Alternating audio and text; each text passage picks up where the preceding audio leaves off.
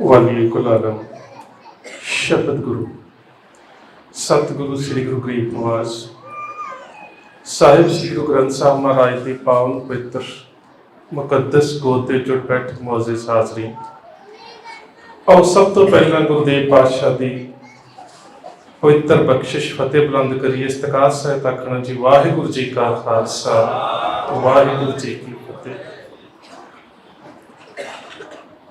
ਗੁਰੂ ਨਾਨਕ ਸੱਚੇ ਪਾਤਸ਼ਾਹ ਜਿਨ੍ਹਾਂ ਦਾ ਪ੍ਰਗਟ ਦਿਹਾੜਾ ਅਸੀਂ ਸਾਹਿਬ ਸ੍ਰੀ ਗੁਰੂ ਗ੍ਰੰਥ ਸਾਹਿਬ ਮਹਾਰਾਜ ਦੀ ਗੋਦ ਦੇ ਵਿੱਚ ਬੈਠ ਕੇ ਮਨਾ ਰਹੇ ਹਾਂ। ਸ੍ਰੀ ਦਰਬਾਰ ਸਾਹਿਬ ਦੇ ਹਜ਼ੂਰੀ ਕੀਰਤਨੀ ਜਥੇ ਦੇ ਪਾਸੋਂ ਭਾਈ ਸਾਹਿਬ ਉਹਨਾਂ ਦੇ ਪਾਸੋਂ ਆਪ ਜੀ ਨੇ ਕੀਰਤਨ ਸਰਵਣ ਕੀਤਾ। ਪ੍ਰਬੰਧਕ ਸਾਹਿਬਾਨ ਦੇ ਵੱਲੋਂ ਜਿਹੜਾ ਮੈਨੂੰ ਸਬਜੈਕਟ ਦਿੱਤਾ ਗਿਆ ਹੈ, ਗੁਰੂ ਨਾਨਕ ਸੱਚੇ ਪਾਤਸ਼ਾਹ ਦਾ ਪ੍ਰਚਾਰਕ ਦੌਰਾ, ਚਿੰਤਨ ਅਤੇ ਫਲਸਫਾ, ਮੈਂ ਕੋਸ਼ਿਸ਼ ਕਰੂੰਗਾ ਕਿ ਤਿੰਨਾਂ ਵਿਖਿਆਨਾਂ ਦੇ ਵਿੱਚ ਇਸ ਤਰ੍ਹਾਂ ਦੇ ਨਾਲ ਇਤਿਹਾਸ ਤੇ ਉਹਨਾਂ ਦੇ ਜੀਵਨ ਨੂੰ ਗੁਰਮਤਿ ਅਨੁਸਾਰ ਸਮਝਣ ਤੇ ਲੜੀਬੱਧ ਕਰਨ ਦਾ ਯਤਨ ਕਰਾਂਗਾ ਕਿ ਅਸੀਂ ਸਾਰੇ ਨੂੰ ਇੱਕ ਲੜੀ ਦੇ ਵਿੱਚ ਪਰੋਸ ਸਕੀਏ। ਪਰ ਇਸ ਦੇ ਵਾਸਤੇ ਸਭ ਤੋਂ ਅਹਿਮ ਗੱਲ ਹੈ ਕਿ ਗੁਰੂ ਨਾਨਕ ਸੱਚੇ ਪਾਤਸ਼ਾਹ ਦਾ ਪ੍ਰਗਟ ਦਿਹਾੜਾ ਤਾਂ ਬਹੁਤ ਜਗ੍ਹਾ ਤੇ ਮਨਾਇਆ ਜਾਂਦਾ ਹੈ, ਬਹੁਤ ਥਾਵਾਂ ਦੇ ਉੱਪਰ ਮਨਾਇਆ ਜਾਂਦਾ ਹੈ। ਤੁਸੀਂ ਸੁਣਨ ਵੀ ਆਉਂਦੇ ਹੋ ਤੇ ਅਸੀਂ ਸੁਣਾਉਣ ਵੀ ਆਉਂਦੇ ਹਾਂ। ਗੱਲ ਤਾਂ ਇੱਥੇ ਰੁਕੀ ਹੈ ਕਿ ਅਸੀਂ ਗੁਰੂ ਨਾਨਕ ਸਾਹਿਬ ਦੀ ਵਿਚਾਰਧਾਰਾ ਨੂੰ ਸਮਝਣ ਦਾ ਯਤਨ ਕਿੰਨਾ ਕੀਤਾ ਹੈ। ਨਹੀਂ ਤੇ ਮਹਿਜ਼ ਸਾਡੇ ਹਾਲਾਤ ਤਾਂ ਉਹੀ ਹੈ ਨਾ, ਪ੍ਰੀਤਮ ਕੈ ਦੇਸ ਕੈਸੇ ਬਾਤਨ ਸੇ ਜਾਈਏ। ਹਾਲਾਤ ਸਾਡੇ ਕੁਝ ਇਵੇਂ ਦੇ ਨੇ ਜਿਵੇਂ ਦਾ ਪ੍ਰਮਾਣ ਭਾਈ ਸਾਹਿਬ ਭਾਈ ਗੁਰਦਾਸ ਕਹਿੰਦੇ ਨੇ ਨਾ ਕਿ ਡਾਕਟਰ ਦੇ ਕੋਲ ਵੀ ਜਾਈਏ, ਦਵਾਈ ਵੀ ਲੈ ਆਈਏ, ਦਵਾਈ ਘਰ ਲਿਆ ਕੇ ਰੱਖ ਵੀ ਦਈਏ, ਪਰ ਨਾ ਦਵਾਈ ਖਾਈਏ ਤੇ ਨਾ ਪਰਹੇਜ਼ ਕਰੀਏ, ਤੇ ਫਿਰ ਆਸ ਇਹ ਰੱਖੀਏ ਕਿ ਬਿਮਾਰੀ ਠੀਕ ਹੋ ਜਾਵੇ। ਪੂਛਤ ਹੈ ਵੈਦ ਖਾਤ ਔਸ਼ਧ ਨਾ ਸੰਜਮ ਸੇ, ਕੈਸੇ ਮਿਟੇ ਰੋਗ ਸੁਖ ਸਹਿਜਾ ਸਮਾਈ। ਸੋ ਮਾਨਸਿਕ ਤੌਰ ਤੇ ਜਿੰਨਾ ਚਿਰ ਤੱਕ ਅਸੀਂ ਗੁਰੂ ਨਾਨਕ ਸੱਚੇ ਪਾਤਸ਼ਾਹ ਦੇ ਜੀਵਨ, ਵਿਚਾਰਧਾਰਾ ਔਰ ਫਲਸਫੇ ਨੂੰ ਸਮਝਦੇ ਨਹੀਂ, ਉਹਨਾਂ ਚਿਰ ਤੱਕ ਸਾਡੇ ਇਹ ਮਨਾਉਣੇ ਜਿਹੜੇ ਨੇ ਇਹ ਸਾਕਾਰਤ ਨਹੀਂ ਹੋਣਗੇ। ਕੁਝ ਅੰਸ਼, ਇੱਕ ਕਿਣਕਾ ਤਾਂ ਸਾਡੇ ਜੀਵਨ ਦੇ ਵਿੱਚ, ਸਾਡੀ ਜ਼ਿੰਦਗੀ ਦੇ ਵਿੱਚ ਵਸ ਜਾਵੇ ਕਿ ਸਮਾਜ ਦੇ ਵਿੱਚ ਉਹ ਤਬਦੀਲੀ ਜਿਹੜੀ ਹੈ ਉਹ ਨਜ਼ਰ ਆਵੇ ਕਿ ਅਸੀਂ ਗੁਰੂ ਨਾਨਕ ਸਾਹਿਬ ਨੂੰ ਮੰਨਣ ਵਾਲੇ ਸਿੱਖ ਹਾਂ। ਤੇ ਭਾਈ ਸਾਹਿਬ ਭਾਈ ਨੰਦ ਲਾਲ ਜੀ ਜਦੋਂ ਗੁਰੂ ਨਾਨਕ ਸਾਹਿਬ ਦੇ ਬਾਰੇ ਬਿਆਨ ਕਰਦੇ ਨੇ ਨਾ, ਉਹ ਤਾਂ ਜਿਹੜੇ ਸ਼ਬਦਾਂ ਦੇ ਵਿੱਚ ਬਿਆਨ ਕਰਦੇ ਨੇ, ਜਿਸ ਰੂਪ 'ਚ ਬਿਆਨ ਕਰਦੇ ਨੇ, ਮੇਰੇ ਖਿਆਲ ਦੇ ਨਾਲ ਉਹਨਾਂ ਸ਼ਬਦਾਂ ਦੀ ਵਿਆਖਿਆ ਕਰਨੀ ਵੀ ਸਾਡੇ ਵਾਸਤੇ ਔਖੀ ਹੁੰਦੀ ਹੈ। ਭਾਈ ਸਾਹਿਬ ਭਾਈ ਨੰਦ ਲਾਲ ਗੁਰੂ ਨਾਨਕ ਸਾਹਿਬ ਦੇ ਬਾਰੇ ਫਾਰਸੀ 'ਚ ਕਹਿੰਦੇ ਨੇ ਤਾਲਿਬੇ ਖਾਕ ਊ, ਤਾਲਿਬ ਖਾਹਿਸ਼ ਰੱਖਣ ਵਾਲਾ, ਖਾਕ ਚਰਨ ਧੂੜ। ਕਹਿੰਦੇ ਕਿ ਹਰ ਵਿਅਕਤੀ ਗੁਰੂ ਨਾਨਕ ਸੱਚੇ ਪਾਤਸ਼ਾਹ ਦੇ ਚਰਨਾਂ ਦੀ ਧੂੜ ਦੀ ਖਾਹਿਸ਼ ਰੱਖਦਾ ਹੈ, ਚਾਹੇ ਹਾਜ਼ਰੀਨ ਤਮਾਮ ਜਿੰਨੇ ਵੀ ਨੇ। ਹੁਣ ਜਿੰਨਾਂ 'ਚ ਕੌਣ ਆ ਜਾਂਦਾ ਹੈ? ਚਾਹੇ ਮਲਾਇਕ ਜਿਹੜੇ ਨਜ਼ਰ ਆਉਂਦੇ ਨੇ, ਜਿਹੜੇ ਨਜ਼ਰ ਨਹੀਂ ਵੀ ਆਉਂਦੇ, ਦ੍ਰਿਸ਼ਟ ਵੀ ਨੇ ਤੇ ਅਦ੍ਰਿਸ਼ਟ ਵੀ ਨੇ। ਤਾਲਿਬੇ ਖਾਕ, ਸਾਰੇ ਹੀ ਗੁਰੂ ਨਾਨਕ ਸੱਚੇ ਪਾਤਸ਼ਾਹ ਦੀ ਚਰਨ ਦੀ ਧੂੜੀ ਚਾਹੁੰਦੇ ਨੇ। ਔਰ ਜਿਹੜੀ ਚਰਨਾਂ ਦੀ ਧੂੜੀ ਹੈ ਗੁਰੂ ਨਾਨਕ ਸਾਹਿਬ ਦੀ, ਉਸ ਨੂੰ ਸਰੀਰ ਦੇ ਵਿੱਚੋਂ ਨਹੀਂ, ਸ਼ਬਦ ਦੇ ਵਿੱਚੋਂ ਸਮਝਿਆ ਜਾ ਸਕਦਾ ਹੈ। ਇੱਥੇ ਭਾਵ ਇਹ ਹੈ ਕਿ ਕੀ ਅਸੀਂ ਗੁਰੂ ਨਾਨਕ ਸੱਚੇ ਪਾਤਸ਼ਾਹ ਨੇ ਜਿਹੜੀ ਬਖਸ਼ਿਸ਼ ਕੀਤੀ ਸ਼ਬਦ ਦੀ, ਅਸੀਂ ਉਸ ਅਨੁਸਾਰ ਆਪਣੇ ਜੀਵਨ ਨੂੰ ਢਾਲਿਆ। ਗੁਰੂ ਨਾਨਕ ਦੇਵ ਸੱਚੇ ਪਾਤਸ਼ਾਹ ਜਿਸ ਵੇਲੇ ਗੁਜਰਾਤ ਪਹੁੰਚੇ ਨੇ, ਗੁਜਰਾਤ ਇਹ ਵਾਲਾ ਨਹੀਂ ਬਲਕਿ ਪਾਕਿਸਤਾਨ ਦੇ ਵਿੱਚ ਇੱਕ ਸ਼ਹਿਰ ਜਿਹੜਾ ਰਾਮ ਗੋਪਾਲ ਗੁੱਜਰ ਨੇ ਵਸਾਇਆ ਸੀ, ਨਾਮ ਆਪਣੇ ਨਾਮ ਦੇ ਉੱਪਰ ਗੁੱਜਰ ਤੋਂ ਗੁਜਰਾਤ ਰੱਖਿਆ। ਗੁਰੂ ਨਾਨਕ ਦੇਵ ਸੱਚੇ ਪਾਤਸ਼ਾਹ ਪਹੁੰਚੇ ਨੇ ਔਰ ਇੱਕ ਬੜੀ ਵੱਡੀ ਹਵੇਲੀ ਦੇ ਸਾਹਮਣੇ ਰੁਕੇ। ਤੇ ਉੱਥੇ ਹਵੇਲੀ ਦੇ ਸਾਹਮਣੇ ਰੁਕਣ ਤੋਂ ਬਾਅਦ ਮਰਦਾਨੇ ਨੂੰ ਇੱਕ ਸਵਾਲ ਕੀਤਾ ਹੈ। ਜਨਮ ਸਾਖੀ ਦੇ ਵਿੱਚ ਹੂਬਹੂ ਸਵਾਲ ਇਹਨਾਂ ਸ਼ਬਦਾਂ ਦੇ ਵਿੱਚ ਹੈ, ਮਰਦਾਨਿਆਂ ਕਿਸਕਾ ਗ੍ਰਹਿ ਹੈ, ਚਾਰ ਧਵਜ ਝੂਲਤੇ ਹਨ। ਇੱਕ B42 ਜਨਮ ਸਾਖੀ ਦਾ ਹੱਥ ਲਿਖਤ ਖਰੜਾ ਲੰਡਨ ਦੇ ਵਿੱਚ ਪਿਆ ਹੈ। ਉਹਦੇ ਵਿੱਚ ਇਹ ਤਸਵੀਰਾਂ ਵੀ ਨੇ ਕਿ ਕਿਸ ਤਰ੍ਹਾਂ ਦੇ ਨਾਲ ਇੱਕ ਖਾਸ ਕਲਾਕਾਰ ਨੇ ਇਸ ਸਾਰੇ ਵਰਤਾਰੇ ਨੂੰ ਤਸਵੀਰਾਂ ਦੇ ਵਿੱਚ ਸਿਰਜਿਆ ਤੇ ਲਿਖਤ ਵੀ ਹੈ। ਹੁਣ ਸਵਾਲ ਕੀ ਹੈ, ਮਰਦਾਨਿਆਂ ਕਿਸਕਾ ਗ੍ਰਹਿ ਹੈ, ਚਾਰ ਧਵਜ ਝੂਲਦੇ ਹਨ। ਮਰਦਾਨੇ ਕਿਹਦਾ ਘਰ ਆ? ਚਾਰ ਝੰਡੇ ਝੂਲ ਰਹੇ ਨੇ। ਬੜੀ ਵੱਡੀ ਗੱਲ ਹੋਵੇਗੀ ਨਾ। ਹੁਣ ਤਾਂ ਸਾਡੀ ਸ਼ਬਦਾਵਲੀ ਦੇ ਵਿੱਚੋਂ ਇਹ ਚੀਜ਼ਾਂ ਖਤਮ ਹੁੰਦੀਆਂ ਜਾ ਰਹੀਆਂ ਨੇ। ਕੋਈ ਸਮਾਂ ਸੀ ਜਦੋਂ ਕਿਸੇ ਨੂੰ ਕਹਿਣਾ ਤੇਰੇ ਕੋਲ ਕੀ ਹੈ, ਬਜ਼ੁਰਗਾਂ ਨੂੰ ਤੇ ਪਤਾ ਹੈ, ਅੱਗੋਂ ਉਲਟਾ ਜਵਾਬ ਹੁੰਦਾ ਸੀ, ਜੇ ਮੇਰੇ ਕੋਲ ਕੁਛ ਨਹੀਂ ਤੇਰੇ ਕਿਹੜੇ ਝੰਡੇ ਝੂਲਦੇ ਨੇ। ਸੋ ਇਸ ਦਾ ਮਤਲਬ ਜੇ ਗੁਰੂ ਨਾਨਕ ਸਾਹਿਬ ਨੇ ਸਵਾਲ ਕੀਤਾ ਹੈ ਤਾਂ ਝੰਡੇ ਝੂਲਣ ਦੇ ਪਿੱਛੇ ਇੱਕ ਅਹਿਮ ਰਹੱਸ ਜ਼ਰੂਰ ਛਿਪਿਆ ਪਿਆ। ਉਹਦਾ ਕਾਰਨ ਇਹ ਹੈ, ਜਦੋਂ ਗੁਰੂ ਨਾਨਕ ਸਾਹਿਬ ਲਾਹੌਰ ਗਏ ਸੀ ਤੇ ਉਦੋਂ ਦੁਨੀ ਚੰਦ ਦੇ ਘਰ ਦੇ ਸਾਹਮਣੇ ਵੀ ਸਵਾਲ ਇਹੀ, ਕਿਸਕਾ ਗ੍ਰਹਿ ਹੈ, ਧਵਜ ਝੂਲ ਰਿਹਾ। ਸਵਾਲ ਇੱਥੇ ਵੀ ਇਹ ਹੈ ਕਿ ਕਿਸਕਾ ਗ੍ਰਹਿ ਹੈ, ਚਾਰ ਧਵਜ ਝੂਲ ਰਹੇ। ਇਹ ਜਿਹੜਾ ਸਾਰਾ ਵਰਤਾਰਾ ਹੈ 1858 ਤੱਕ ਚੱਲਦਾ ਰਿਹਾ ਤਕਰੀਬਨ, ਝੰਡੇ ਝੂਲਣ ਦਾ ਵਰਤਾਰਾ। ਇਹਦਾ ਭਾਵ ਸੀ ਕਿ ਜਿਸ ਵਿਅਕਤੀ ਦੀ ਮਲਕੀਅਤ 1 ਲੱਖ ਮੋਹਰਾਂ ਤੋਂ ਉੱਪਰ ਹੈ ਉਹ ਆਪਣੇ ਘਰ ਇੱਕ ਝੰਡਾ ਚਲਾ ਸਕਦਾ ਸੀ, ਤੇ ਚਾਰ ਝੰਡੇ ਝੂਲਣ ਦਾ ਮਤਲਬ ਹੈ ਕਿ ਵਿਅਕਤੀ ਬਹੁਤ ਅਮੀਰ ਸੀ।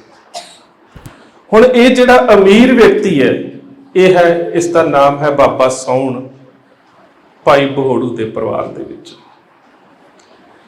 ਗੁਰੂ ਨਾਨਕ ਸੱਚੇ ਪਾਤਸ਼ਾਹ ਮਰਦਾਨੇ ਨੂੰ ਕਹਿੰਦੇ ਨੇ, ਮਰਦਾਨਿਆਂ ਬੁਲਾ ਕੇ ਲੈ ਗਿਆ। ਇਹ ਅਮੀਰ ਵਿਅਕਤੀ ਕਿਹੜਾ ਹੈ, ਇਸ ਨੂੰ ਬੁਲਾ ਕੇ ਤੇ ਲੈ ਕੇ ਆ।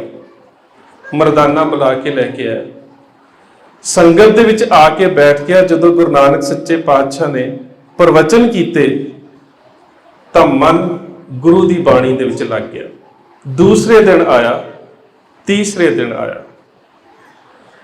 ਜਦੋਂ ਤੀਸਰੇ ਦਿਨ ਆਇਆ ਤੇ ਅਗਲੇ ਦਿਨ ਗੁਰੂ ਨਾਨਕ ਸਾਹਿਬ ਨੇ ਵਾਪਸ ਜਾਣਾ ਸੀ, ਤੇ ਜਦੋਂ ਗੁਰੂ ਨਾਨਕ ਸੱਚੇ ਪਾਤਸ਼ਾਹ ਨੇ ਆਪਣੇ ਪ੍ਰਵਚਨ ਔਰ ਉਪਦੇਸ਼ ਦੇਣ ਤੋਂ ਬਾਅਦ ਸੰਗਤ ਨੂੰ ਇਹ ਗੱਲ ਦੱਸੀ ਕਿ ਕੱਲ ਇੱਥੋਂ ਪ੍ਰਸਥਾਨ ਕਰਨਾ ਹੈ, ਤੇ ਇਹ ਬਾਬਾ ਸੌਣ ਪਤਾ ਕੀ ਕਹਿੰਦਾ ਹੈ?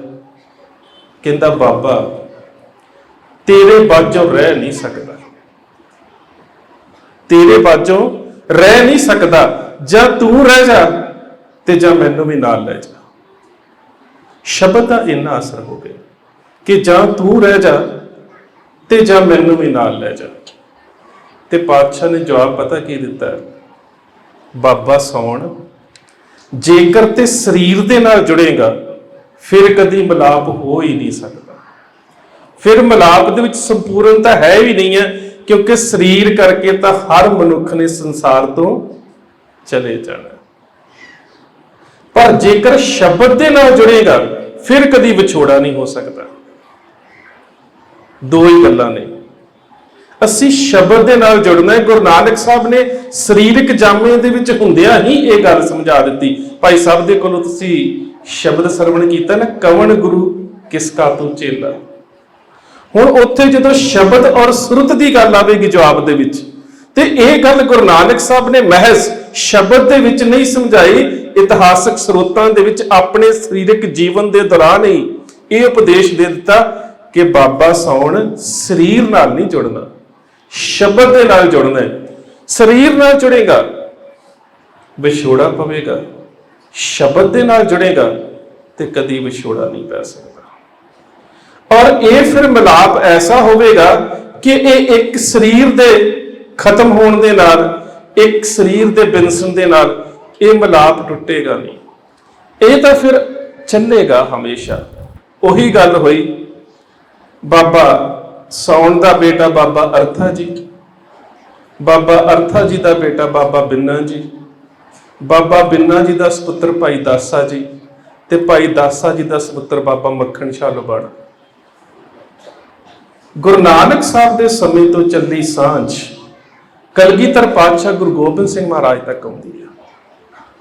ਉਸ ਤੋਂ ਬਾਅਦ ਬਾਬਾ ਮੱਖਣ ਸ਼ਾਹ ਲੋਬਾਣਾ ਜੀ ਦਾ ਇੱਕ ਸਪੁੱਤਰ ਖੁਸ਼ਹਾਲ ਸਿੰਘ ਆਨੰਦਪੁਰ ਸਾਹਿਬ ਸ਼ਹੀਦ ਹੁੰਦਾ ਹੈ, ਦੂਜਾ ਜਵੰਦ ਸਿੰਘ ਚਮਕੌਰ ਦੀ ਗੜੀ ਦੇ ਵਿੱਚ ਸ਼ਹੀਦ ਹੁੰਦਾ ਹੈ।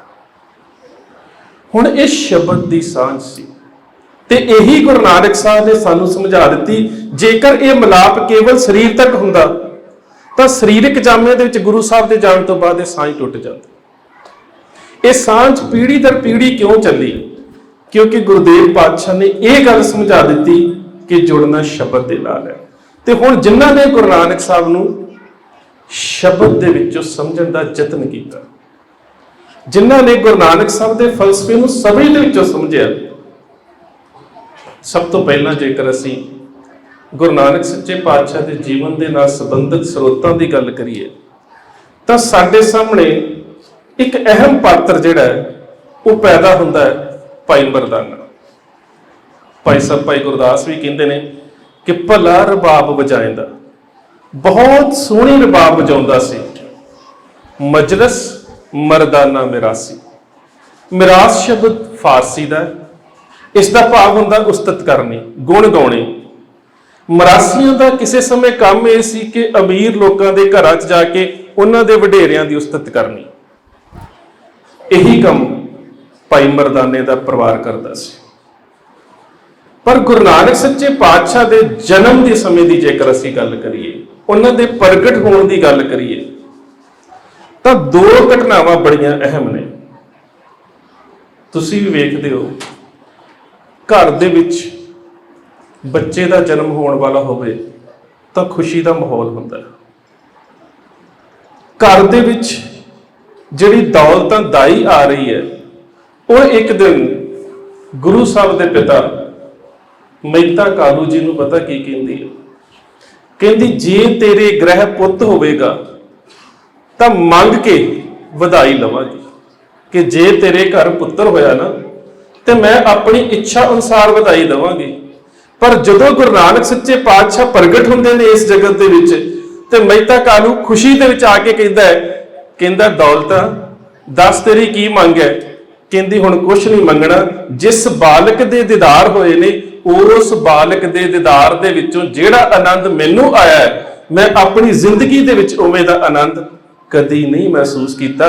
ਮੈਂ ਕੁਛ ਨਹੀਂ ਲੈਣਾ, ਇਹਦੇ ਦੀਦਾਰ ਹੀ ਮੇਰੇ ਵਾਸਤੇ ਸਭ ਤੋਂ ਅਹਿਮ ਚੀਜ਼ ਹੈ, ਸਭ ਤੋਂ ਅਣਮੁੱਲੀ ਚੀਜ਼ ਹੈ ਕਿ ਇਸ ਰੂਹਾਨੀ ਜੋਤ ਦੇ ਦੀਦਾਰ ਹੋਏ ਨੇ।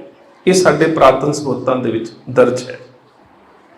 ਇੱਕ ਇਤਿਹਾਸ ਦੀ ਹੋਰ ਘਟਨਾ, ਜਿਨ੍ਹਾਂ ਨੇ ਬਾਲ ਅਵਸਥਾ ਦੇ ਵਿੱਚ ਗੁਰੂ ਨਾਨਕ ਸੱਚੇ ਪਾਤਸ਼ਾਹ ਦੇ ਰੂਹਾਨੀ ਓਜ ਨੂੰ, ਆਤਮਿਕ ਬਲ ਨੂੰ ਪਛਾਣ ਲਿਆ। ਗੁਰਦੇਵ ਪਾਤਸ਼ਾਹ ਬੱਚਿਆਂ ਦੇ ਨਾਲ ਖੇਡਣ ਵਾਸਤੇ ਗਏ, ਖੇਡ ਕੇ ਘਰ ਆ ਗਏ। ਇਸ ਦਾ ਜ਼ਿਕਰ ਵੀ ਸਾਡੀਆਂ ਪੁਰਾਣੀਆਂ ਜਨਮ ਸਾਖੀਆਂ ਦੇ ਵਿੱਚ ਮਿਲਦਾ ਹੈ। ਕੁਦਰਤਨ ਮਾਂ ਨੂੰ ਪਤਾ ਹੁੰਦਾ ਹੈ ਕਿ ਬੱਚਾ ਕਿੰਨੇ ਸਮੇਂ ਸੌਂਦਾ ਹੈ ਤੇ ਕਿੰਨੇ ਸਮੇਂ ਵਾਸਤੇ ਸੌਂਦਾ ਹੈ ਤੇ ਕਿੰਨੇ ਕੁ ਵਜੇ ਉਸਨੇ ਉੱਠ ਪੈਣਾ ਹੁੰਦਾ ਹੈ। ਪਾਤਸ਼ਾਹ ਆ ਕੇ ਸੌ ਗਏ, ਉੱਪਰ ਚਾਦਰ ਲੈ ਲਈ ਤੇ ਕਾਫੀ ਸਮਾਂ ਨਾ ਉੱਠੇ।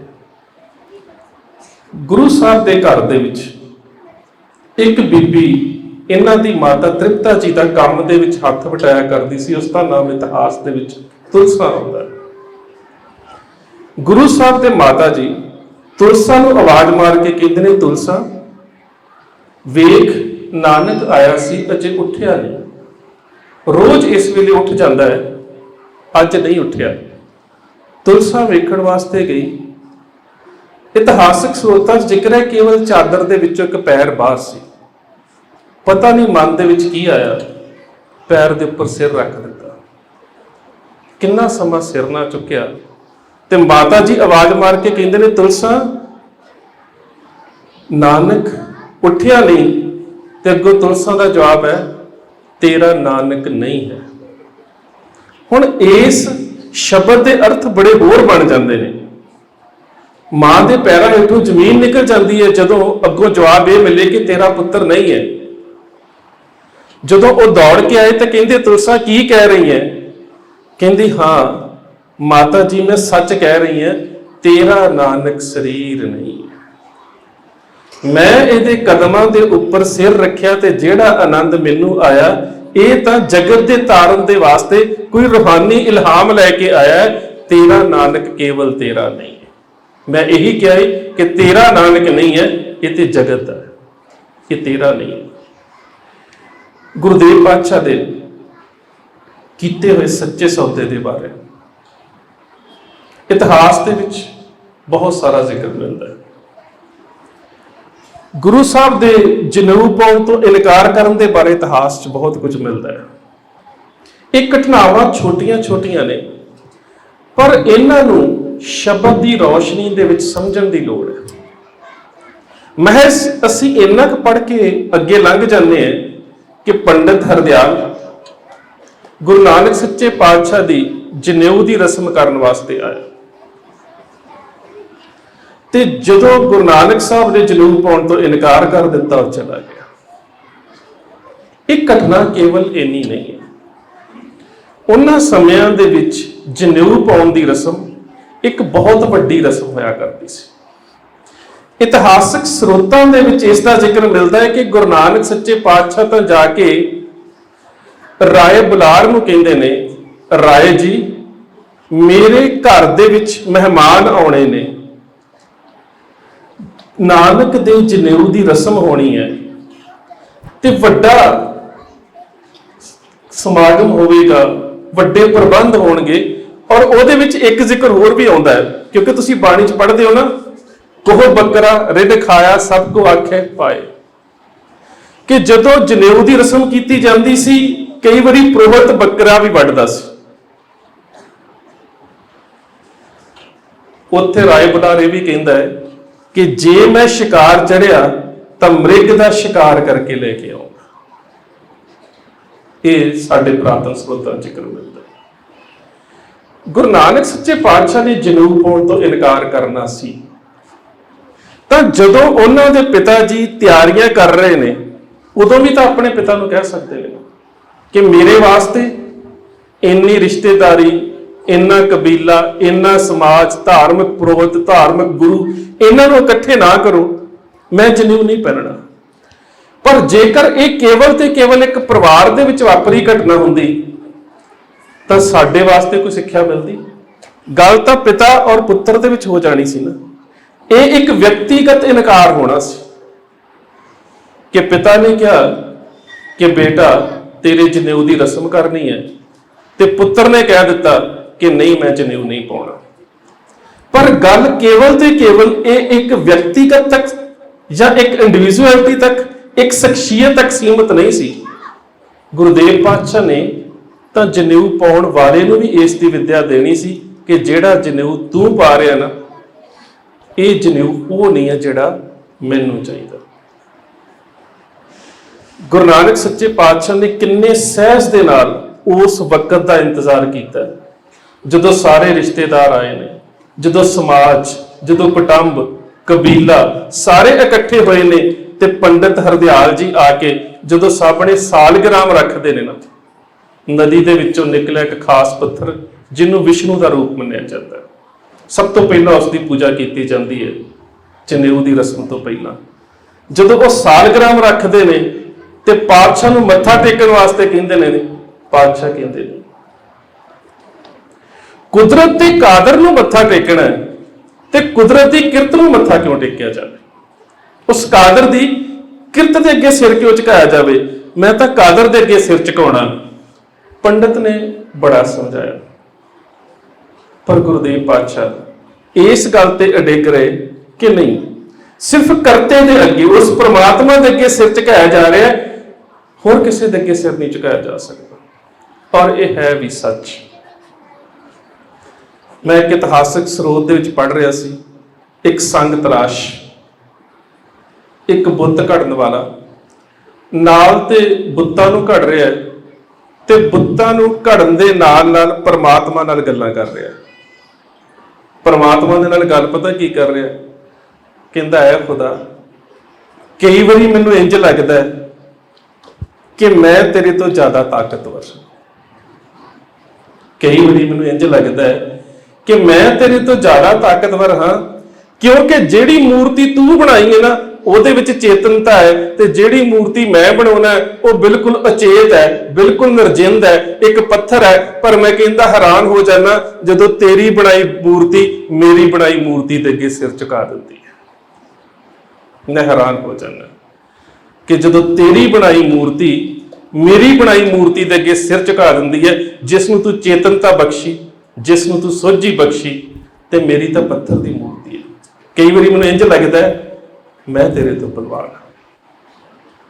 सो गुरु नानक सच्चे पातशाह ने यह गल समझा दी कि किसी भी किरत दे अगे सिर नहीं झुकाउणा।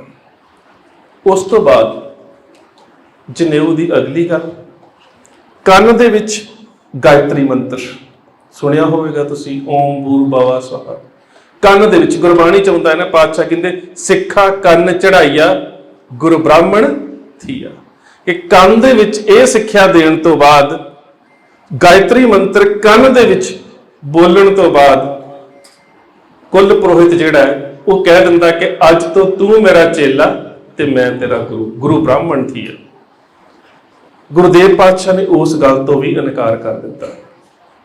ਜਿਹੜਾ ਮੰਤਰ ਸਾਰੇ ਸਮਾਜ ਦੇ ਵਾਸਤੇ ਇਕਸਾਰਤਾ ਨਹੀਂ ਰੱਖਦਾ, ਜਿਸ ਮੰਤਰ ਨੂੰ ਕੋਈ ਨੀਵੀਂ ਜਾਤੀ ਦਾ ਨਹੀਂ ਪੜ੍ਹ ਸਕਦਾ, ਜਿਸ ਮੰਤਰ ਨੂੰ ਔਰਤ ਤੋਂ ਛੁਪਾ ਕੇ ਰੱਖਿਆ ਜਾਂਦਾ ਸੀ ਉਹਨਾਂ ਸਮਿਆਂ 'ਚ, ਜਿਸ ਮੰਤਰ ਦੇ ਉੱਪਰ ਇੱਕ ਖਾਸ ਸਵਰਨ ਜਾਤੀ ਦਾ ਅਧਿਕਾਰ ਹੈ, ਉਸ ਮੰਤਰ ਦੇ ਨਾਲ ਮੈਂ ਤੇਰਾ ਚੇਲਾ ਬਣਨ ਨੂੰ ਤਿਆਰ ਹਾਂ। ਤੀਸਰੀ ਗੱਲ ਦੇ ਵਿੱਚ ਜਨੇਊ ਪਾਉਣ ਦੀ ਰਸਮ, ਤੇ ਉਹ ਅਸੀਂ ਸਾਰੇ ਪੜ੍ਹਦੇ ਹਾਂ ਕਿ ਗੁਰਦੇਵ ਪਾਤਸ਼ਾਹ ਕੀ ਕਹਿੰਦੇ ਨੇ, ਦਇਆ ਕਪਾ ਸੰਤੋਖ ਸੂਤ ਜਤ ਗੰਢੀ ਸਤ ਵਟ, ਇਹ ਜਨੇਊ ਜੀ ਕਾ ਹੈ ਤਾਂ ਪੰਡੇ ਕੱਤ, ਨਾ ਇਹ ਟੁੱਟੇ ਨਾ ਮਲ ਲਾਗੇ, ਨਾ ਇਹ ਜਲੇ ਨਾ ਜਾਏ, ਧਨ ਸੋ ਮਾਨਸ ਨਾਨਕਾ ਜੋ ਗੱਲ ਚੱਲੇ ਪਾਏ। ਹੁਣ ਜਦੋਂ ਗੁਰੂ ਨਾਨਕ ਸੱਚੇ ਪਾਤਸ਼ਾਹ ਨੇ ਸਾਰੀ ਇਸ ਪ੍ਰਕਿਰਿਆ ਦੇ ਵਿੱਚ ਕੱਲੇ ਕੱਲੇ ਕਰਮ ਦਾ ਖੰਡਨ ਕਰਕੇ ਪੰਡਤ ਹਰਦਿਆਲ ਨੂੰ ਸਮਝਾ ਦਿੱਤਾ, ਤੇ ਜਿਹੜਾ ਜਨੇਊ ਪਾਉਣ ਵਾਸਤੇ ਆਇਆ ਸੀ ਉਹ ਗੁਰੂ ਨਾਨਕ ਸਾਹਿਬ ਦੇ ਅੱਗੇ ਝੁਕ ਗਿਆ, ਕਹਿੰਦਾ ਅੱਜ ਤੋਂ ਬਾਅਦ ਆਜੂ ਤੇਰੀ ਛੋਟੀ ਹੈ, ਮੈਂ ਤੇਰਾ ਸਿੱਖ ਹੋਇਆ।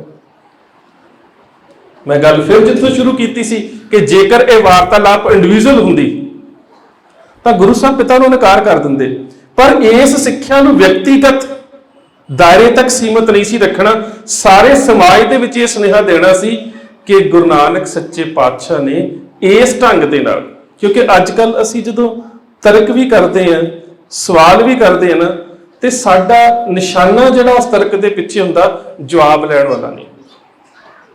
ਕਦੀ ਮੈਂ ਪੜ੍ਹ ਰਿਹਾ ਸੀ ਸੋਸ਼ਲ ਮੀਡੀਆ ਦੇ ਵਿੱਚ ਜੋ ਕੁਝ ਹੁੰਦਾ ਹੈ, ਬੜੀ ਗੱਲ ਚੱਲਦੀ ਹੈ ਜੀ, ਗੁਰੂ ਨਾਨਕ ਸਾਹਿਬ ਦੇ ਬਾਰੇ ਇਹ ਗੱਲ ਕਹਿ ਦਿੱਤੀ ਜਾਂਦੀ ਹੈ ਕਿ ਚੂੜਕਾਣੇ ਦੇ ਸਥਾਨ ਦੇ ਉੱਪਰ ਸੱਚਾ ਸੌਦਾ ਜਾਂ ਖਰਾ ਸੌਦਾ ਕੀਤਾ ਤਾਂ ਉਦੋਂ ਤਾਂ ਰੁਪਈਏ ਨਹੀਂ ਸੀ ਹੁੰਦੇ, 20 ਰੁਪਈਏ ਦੀ ਗੱਲ ਅਕਸਰ ਆ ਜਾਂਦੀ ਹੈ। ਪਰ ਅਸੀਂ ਇਹ ਨਹੀਂ ਵੇਖਦੇ ਕਿ ਜਿਹੜੀਆਂ ਲਿਖਤਾਂ ਨੇ ਉਹ ਕੇਸ ਸਦੀ ਦੇ ਵਿੱਚ ਲਿਖੀਆਂ ਗਈਆਂ ਤੇ ਘਟਨਾਕ੍ਰਮ ਕੇਸ ਸਦੀ ਦੇ ਵਿੱਚ ਵਾਪਰਿਆ। ਜੇਕਰ ਤੁਸੀਂ ਪੁਰਾਤਨ ਸਰੋਤਾਂ ਨੂੰ ਪੜ੍ਹੋ ਜਿਹੜੇ ਉਸ ਵੇਲੇ ਦੇ ਸਮਕਾਲੀ ਸਰੋਤ ਨੇ, ਤੇ 2-3 ਗੱਲਾਂ ਸਮਝਣੀਆਂ ਬਹੁਤ ਜ਼ਰੂਰੀ ਨੇ, ਕਿਉਂਕਿ ਅਕਸਰ ਜਦੋਂ ਗੁਰੂ ਨਾਨਕ ਸੱਚੇ ਪਾਤਸ਼ਾਹ ਦੇ ਨਾਲ ਸੱਚੇ ਸੌਦੇ ਦੀ ਘਟਨਾ ਜਾਂ ਸਾਖੀ ਜੁੜਦੀ ਹੈ ਨਾ, ਤਾਂ ਇੱਕ ਸਵਾਲ ਫਿਰ ਪੈਦਾ ਹੋ ਜਾਂਦਾ ਹੈ, ਜੀ ਗੁਰਦੇਵ ਪਾਤਸ਼ਾਹ ਨੇ ਭੁੱਖੇ ਸਾਧੂਆਂ ਨੂੰ ਪ੍ਰਸ਼ਾਦਾ ਛਕਾ ਕੇ ਕੀ ਇਸ ਗੱਲ ਨੂੰ ਪ੍ਰਮੋਟ ਕੀਤਾ ਕਿ ਕਿਰਤ ਕਰਨ ਦੀ ਲੋੜ ਨਹੀਂ? ਉਹਦਾ ਕਾਰਨ ਕੀ ਹੈ ਕਿ ਜੋ ਕੁਝ ਸਾਨੂੰ ਪੜ੍ਹਾ ਦਿੱਤਾ ਗਿਆ, ਜਿਸ ਰੂਪ ਦੇ ਵਿੱਚ ਜਿਹੜੀ ਸਾਡੀ ਸਿੱਖਿਆ ਪ੍ਰਣਾਲੀ ਹੈ, ਜਾਂ ਜਿਸ ਰੂਪ ਦੇ ਵਿੱਚ ਅਸੀਂ ਇਹਨਾਂ ਸਾਖੀਆਂ ਨੂੰ ਸੁਣ ਲਿਆ, ਅਸੀਂ ਉਸ ਤੋਂ ਬਾਅਦ ਇਹਨਾਂ ਸਰੋਤਾਂ ਦੇ ਅਧਿਐਨ ਦਾ ਯਤਨ ਹੀ ਨਹੀਂ ਕੀਤਾ, ਅਸੀਂ ਖੋਜ ਦੀ ਕੋਸ਼ਿਸ਼ ਹੀ ਨਹੀਂ ਕੀਤੀ। ਪਹਿਲੀ ਗੱਲ ਤਾਂ ਇਹ ਹੈ ਕਿ ਬਖਤਮਲ ਦੀ ਇੱਕ ਫਾਰਸੀ ਦੀ ਕਿਤਾਬ ਖਾਲਸਨਾਮਾ ਦੇ ਆਧਾਰ ਦੇ ਉੱਪਰ, ਪ੍ਰਿੰਸੀਪਲ ਸਤਬੀਰ ਸਿੰਘ ਦੇ ਵਿੱਚ ਵੀ ਤੁਸੀਂ ਉਸ ਦਾ ਹਵਾਲਾ ਪੜ੍ਹ ਸਕਦੇ ਹੋ, ਬਲਿਓ ਚਰਾਗ ਕਿਤਾਬ ਦੇ ਵਿੱਚ, ਕਿ ਜਿਨ੍ਹਾਂ ਨੂੰ ਪ੍ਰਸ਼ਾਦਾ ਛਕਾਇਆ ਉਹ ਅਬਦਾਲ ਸਨ, ਉਹ ਕੋਈ ਭੁੱਖੇ ਸਾਧੂ ਨਹੀਂ ਸੀ, ਉਹ ਅਬਦਾਲ ਸੀ। ਵੈਸੇ ਕਵੀ ਸੰਤੋਖ ਸਿੰਘ ਨੇ ਲਿਖਿਆ ਕਿ ਸੰਤਰੇਣ ਨਾਂ ਦਾ ਇੱਕ ਸਾਧੂ ਸੀ, ਜਿਹੜਾ ਆਪਣੀ ਮੰਡਲੀ ਸਮੇਤ ਬੈਠਾ ਸੀ, ਉਹ ਭਗਤੀ ਕਰ ਰਿਹਾ ਸੀ ਤੇ ਭਗਤੀ ਦੇ ਵਿੱਚ ਲੀਨ ਸੀ ਤੇ ਬੜੇ ਦਿਨ ਤੋਂ ਪ੍ਰਸ਼ਾਦਾ ਨਹੀਂ ਸੀ ਸਕਿਆ, ਉਹਨੂੰ ਛਕਾਇਆ। ਉਹਨੂੰ ਆਧਾਰ ਬਣਾ ਕੇ ਕੁਝ ਲੋਕਾਂ ਨੇ ਇਹ ਵੀ ਕਹਿਣਾ ਤੇ ਲਿਖਣਾ ਸ਼ੁਰੂ ਕਰ ਦਿੱਤਾ ਜੀ ਗੁਰੂ ਨਾਨਕ ਸਾਹਿਬ ਦਾ ਗੁਰੂ ਸੰਤਰੇਣ ਸੀ, ਜਦੋਂ ਕਿ ਐਵੇਂ ਦੀ ਕੋਈ ਗੱਲ ਨਹੀਂ। ਭਾਈ ਕਾਹਨ ਸਿੰਘ ਨਾਭਾ ਨੇ ਮਹਾਨ ਕੋਸ਼ ਦੇ ਵਿੱਚ ਇਸ ਸਾਰੀ ਗੱਲ ਦਾ ਖੰਡਨ ਕੀਤਾ ਹੋਇਆ। ਹੁਣ ਅਸੀਂ ਵੇਖਣਾ ਹੈ ਕਿ ਜਿਨ੍ਹਾਂ ਨੂੰ ਛਕਾਇਆ ਉਹ ਕੌਣ ਸਨ। ਅਬਦਾਲ, ਅਬਦਾਲ ਅਰਬੀ ਭਾਸ਼ਾ ਦਾ ਸ਼ਬਦ ਹੈ। ਅਬਦਾਲ ਦਾ ਭਾਵ ਹੈ ਜਿਸ ਨੇ ਆਪਣੀ ਮਾਨਸਿਕ ਅਵਸਥਾ ਨੂੰ ਇੰਨਾ ਬਦਲ ਲਿਆ ਕਿ ਉਹ ਪਦਾਰਥਵਾਦ ਤੋਂ, ਸੰਸਾਰਿਕ ਮੋਹ ਤੋਂ ਬਿਲਕੁਲ ਉੱਪਰ ਉਠਾ ਲਿਆ ਜਿਹਨੇ ਆਪਣੇ ਆਪ ਨੂੰ, ਜਿਹੜਾ ਰੂਹਾਨੀਅਤ ਦੇ ਰੰਗ ਦੇ ਵਿੱਚ ਰੰਗਿਆ ਗਿਆ ਤੇ ਇੰਨਾ ਜ਼ਿਆਦਾ ਰੰਗਿਆ ਗਿਆ ਕਿ ਜਿਸ ਨੂੰ ਖਾਣ ਪੀਣ ਪਹਿਨਣ ਦੀ ਸੁੱਧ ਨਾ ਰਹੀ।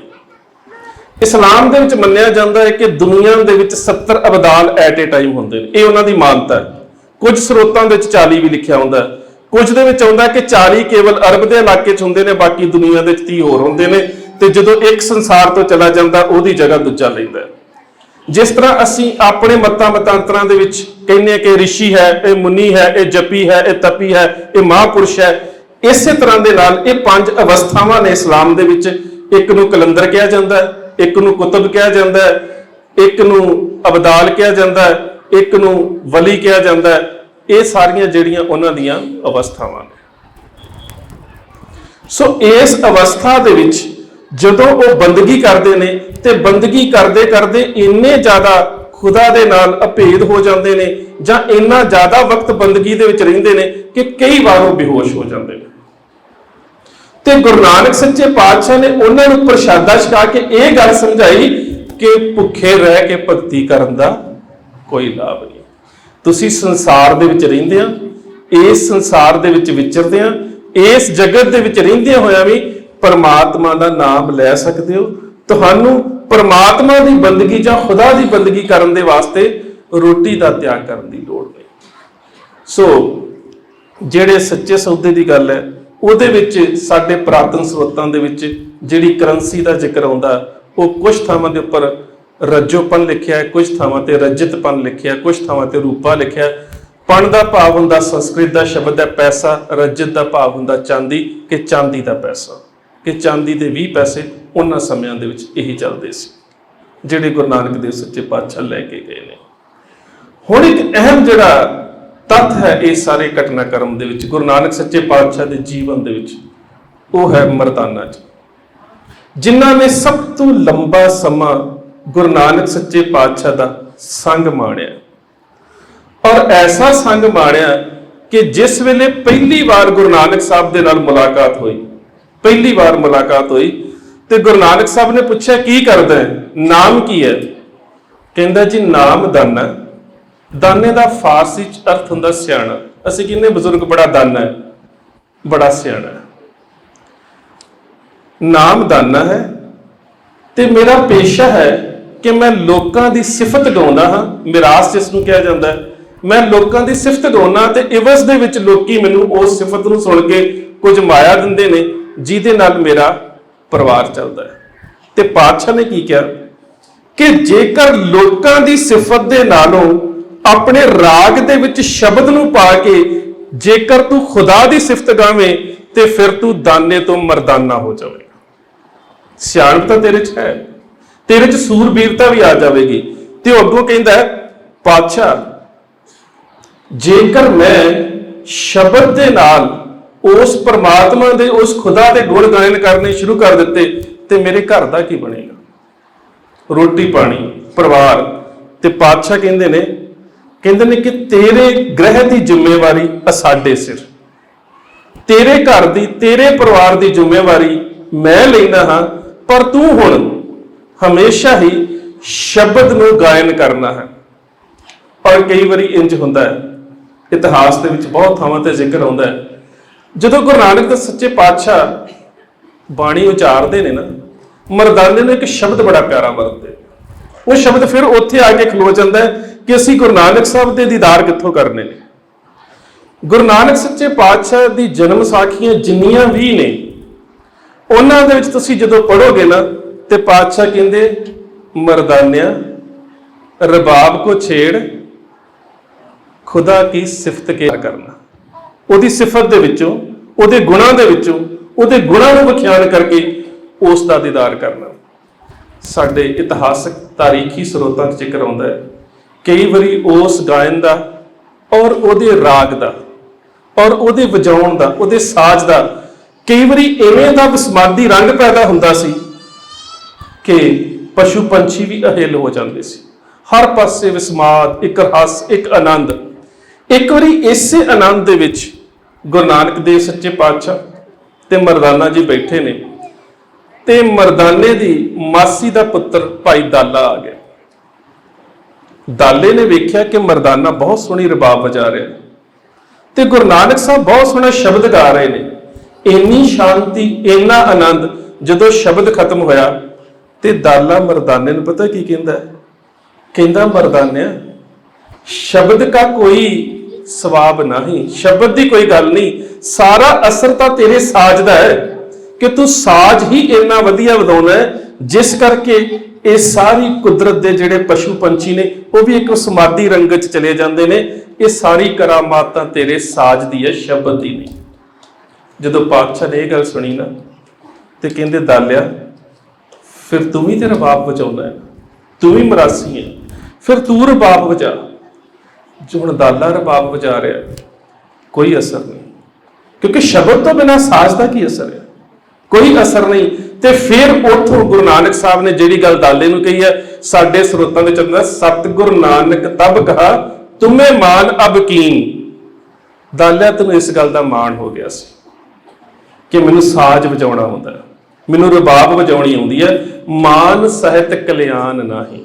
ਗੁਣ ਹੋਣਾ ਬੜੀ ਚੰਗੀ ਗੱਲ ਹੈ, ਪਰ ਜਿਸ ਮਨੁੱਖ ਦੇ ਕੋਲ ਗੁਣ ਦਾ ਅਹੰਕਾਰ ਹੋ ਜਾਵੇ ਨਾ, ਕੋਟ ਯਤਨ ਲੱਖ ਕੀਨ, ਫਿਰ ਤੁਸੀਂ ਲੱਖ ਯਤਨ ਕਰ ਲਓ, ਕਦੀ ਵੀ ਪਰਮਾਰਥ ਨੂੰ ਪ੍ਰਾਪਤ ਨਹੀਂ ਕਰ ਸਕਦੇ ਜੇਕਰ ਗੁਣ ਹੋਣ ਦੇ ਬਾਵਜੂਦ ਤੁਹਾਨੂੰ ਗੁਣ ਦਾ ਅਹੰਕਾਰ ਹੈ। ਤੇ ਮਰਦਾਨਾ ਜੀ ਉਹ ਸ਼ਖਸੀਅਤ ਸਨ ਜਿਨ੍ਹਾਂ ਨੇ ਆਪਣਾ ਆਪਾ ਗੁਰੂ ਸਾਹਿਬ ਨੂੰ ਸਮਰਪਿਤ ਕਰ ਦਿੱਤਾ ਸੀ। ਜਿਸ ਵੇਲੇ ਹਸਨ ਅਬਦਾਲ ਗਏ ਨੇ, ਮਰਦਾਨਾ ਜੀ ਦੇ ਜੀਵਨ ਦੀ ਇੱਕ ਬੜੀ ਅਹਿਮ ਘਟਨਾ। ਹਸਨ ਅਬਦਾਲ ਇਹ ਜਿਹੜਾ ਇਲਾਕਾ ਹੈ, ਇਸ ਦਾ ਜ਼ਿਕਰ ਜਿਹੜਾ ਚੀਨੀ ਯਾਤਰੀ ਹਿਮਸੰਗ ਹੈ ਉਸ ਦੀਆਂ ਲਿਖਤਾਂ ਦੇ ਵਿੱਚ ਵੀ ਮਿਲਦਾ ਹੈ। ਉਹ ਦੋ ਤੱਥ ਪੇਸ਼ ਕਰਦਾ ਹੈ। ਕਹਿੰਦਾ ਕਿ ਸਭ ਤੋਂ ਪਹਿਲਾਂ ਇਹ ਇੱਕ ਕਬੀਲੇ ਦਾ ਪਵਿੱਤਰ ਸਥਾਨ ਹੋਇਆ ਕਰਦਾ ਸੀ ਜਿਹੜੇ ਨਾਗ ਦੀ ਪੂਜਾ ਕਰਦੇ ਸੀ। ਉਸ ਤੋਂ ਬਾਅਦ ਇਹ ਬੋਧੀਆਂ ਦਾ ਸਥਾਨ ਰਿਹਾ। ਸੋ ਦੋ ਧਰਮ ਇੱਥੇ ਪਹਿਲਾਂ ਹੋ ਚੁੱਕੇ ਨੇ। ਹਸਨ ਅਬਦਾਲ ਜਿੱਥੇ ਗੁਰਦੁਆਰਾ ਪੰਜਾ ਸਾਹਿਬ ਹੈ, ਵਲੀ ਕੰਧਾਰੀ ਵਾਲੀ ਘਟਨਾ, ਤੇ ਉਸ ਤੋਂ ਬਾਅਦ ਇੱਥੇ ਗੱਲ ਆ ਜਾਂਦੀ ਹੈ ਇਸਲਾਮ ਦੀ। ਇਸਲਾਮ ਦੇ ਬਾਰੇ ਦੋ ਇਤਿਹਾਸਕ ਮੁਖੀਆਂ ਸਾਡੇ ਕੋਲ ਨੇ।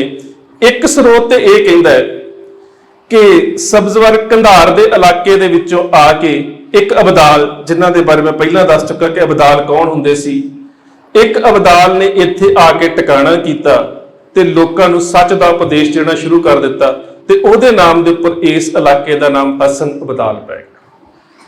ਦੂਜੀ ਹੈ ਉੱਥੋਂ ਦੇ ਇਲਾਕੇ ਦੀ ਲੋਕ ਧਾਰਾ ਦੇ ਵਿੱਚ ਕਿ ਇਸ ਦਾ ਨਾਮ ਕਿਵੇਂ ਪਿਆ।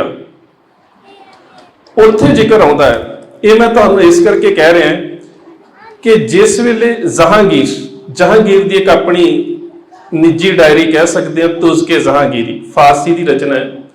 ਜਿਸ ਵੇਲੇ ਜਹਾਂਗੀਰ ਹਸਨ ਅਬਦਾਲ ਗਿਆ ਸੀ ਨਾ, ਤੇ ਉਹ ਕਹਿੰਦਾ ਸੀ ਕਿ ਇੱਥੇ ਇੱਕ ਚਸ਼ਮਾ ਹੈ,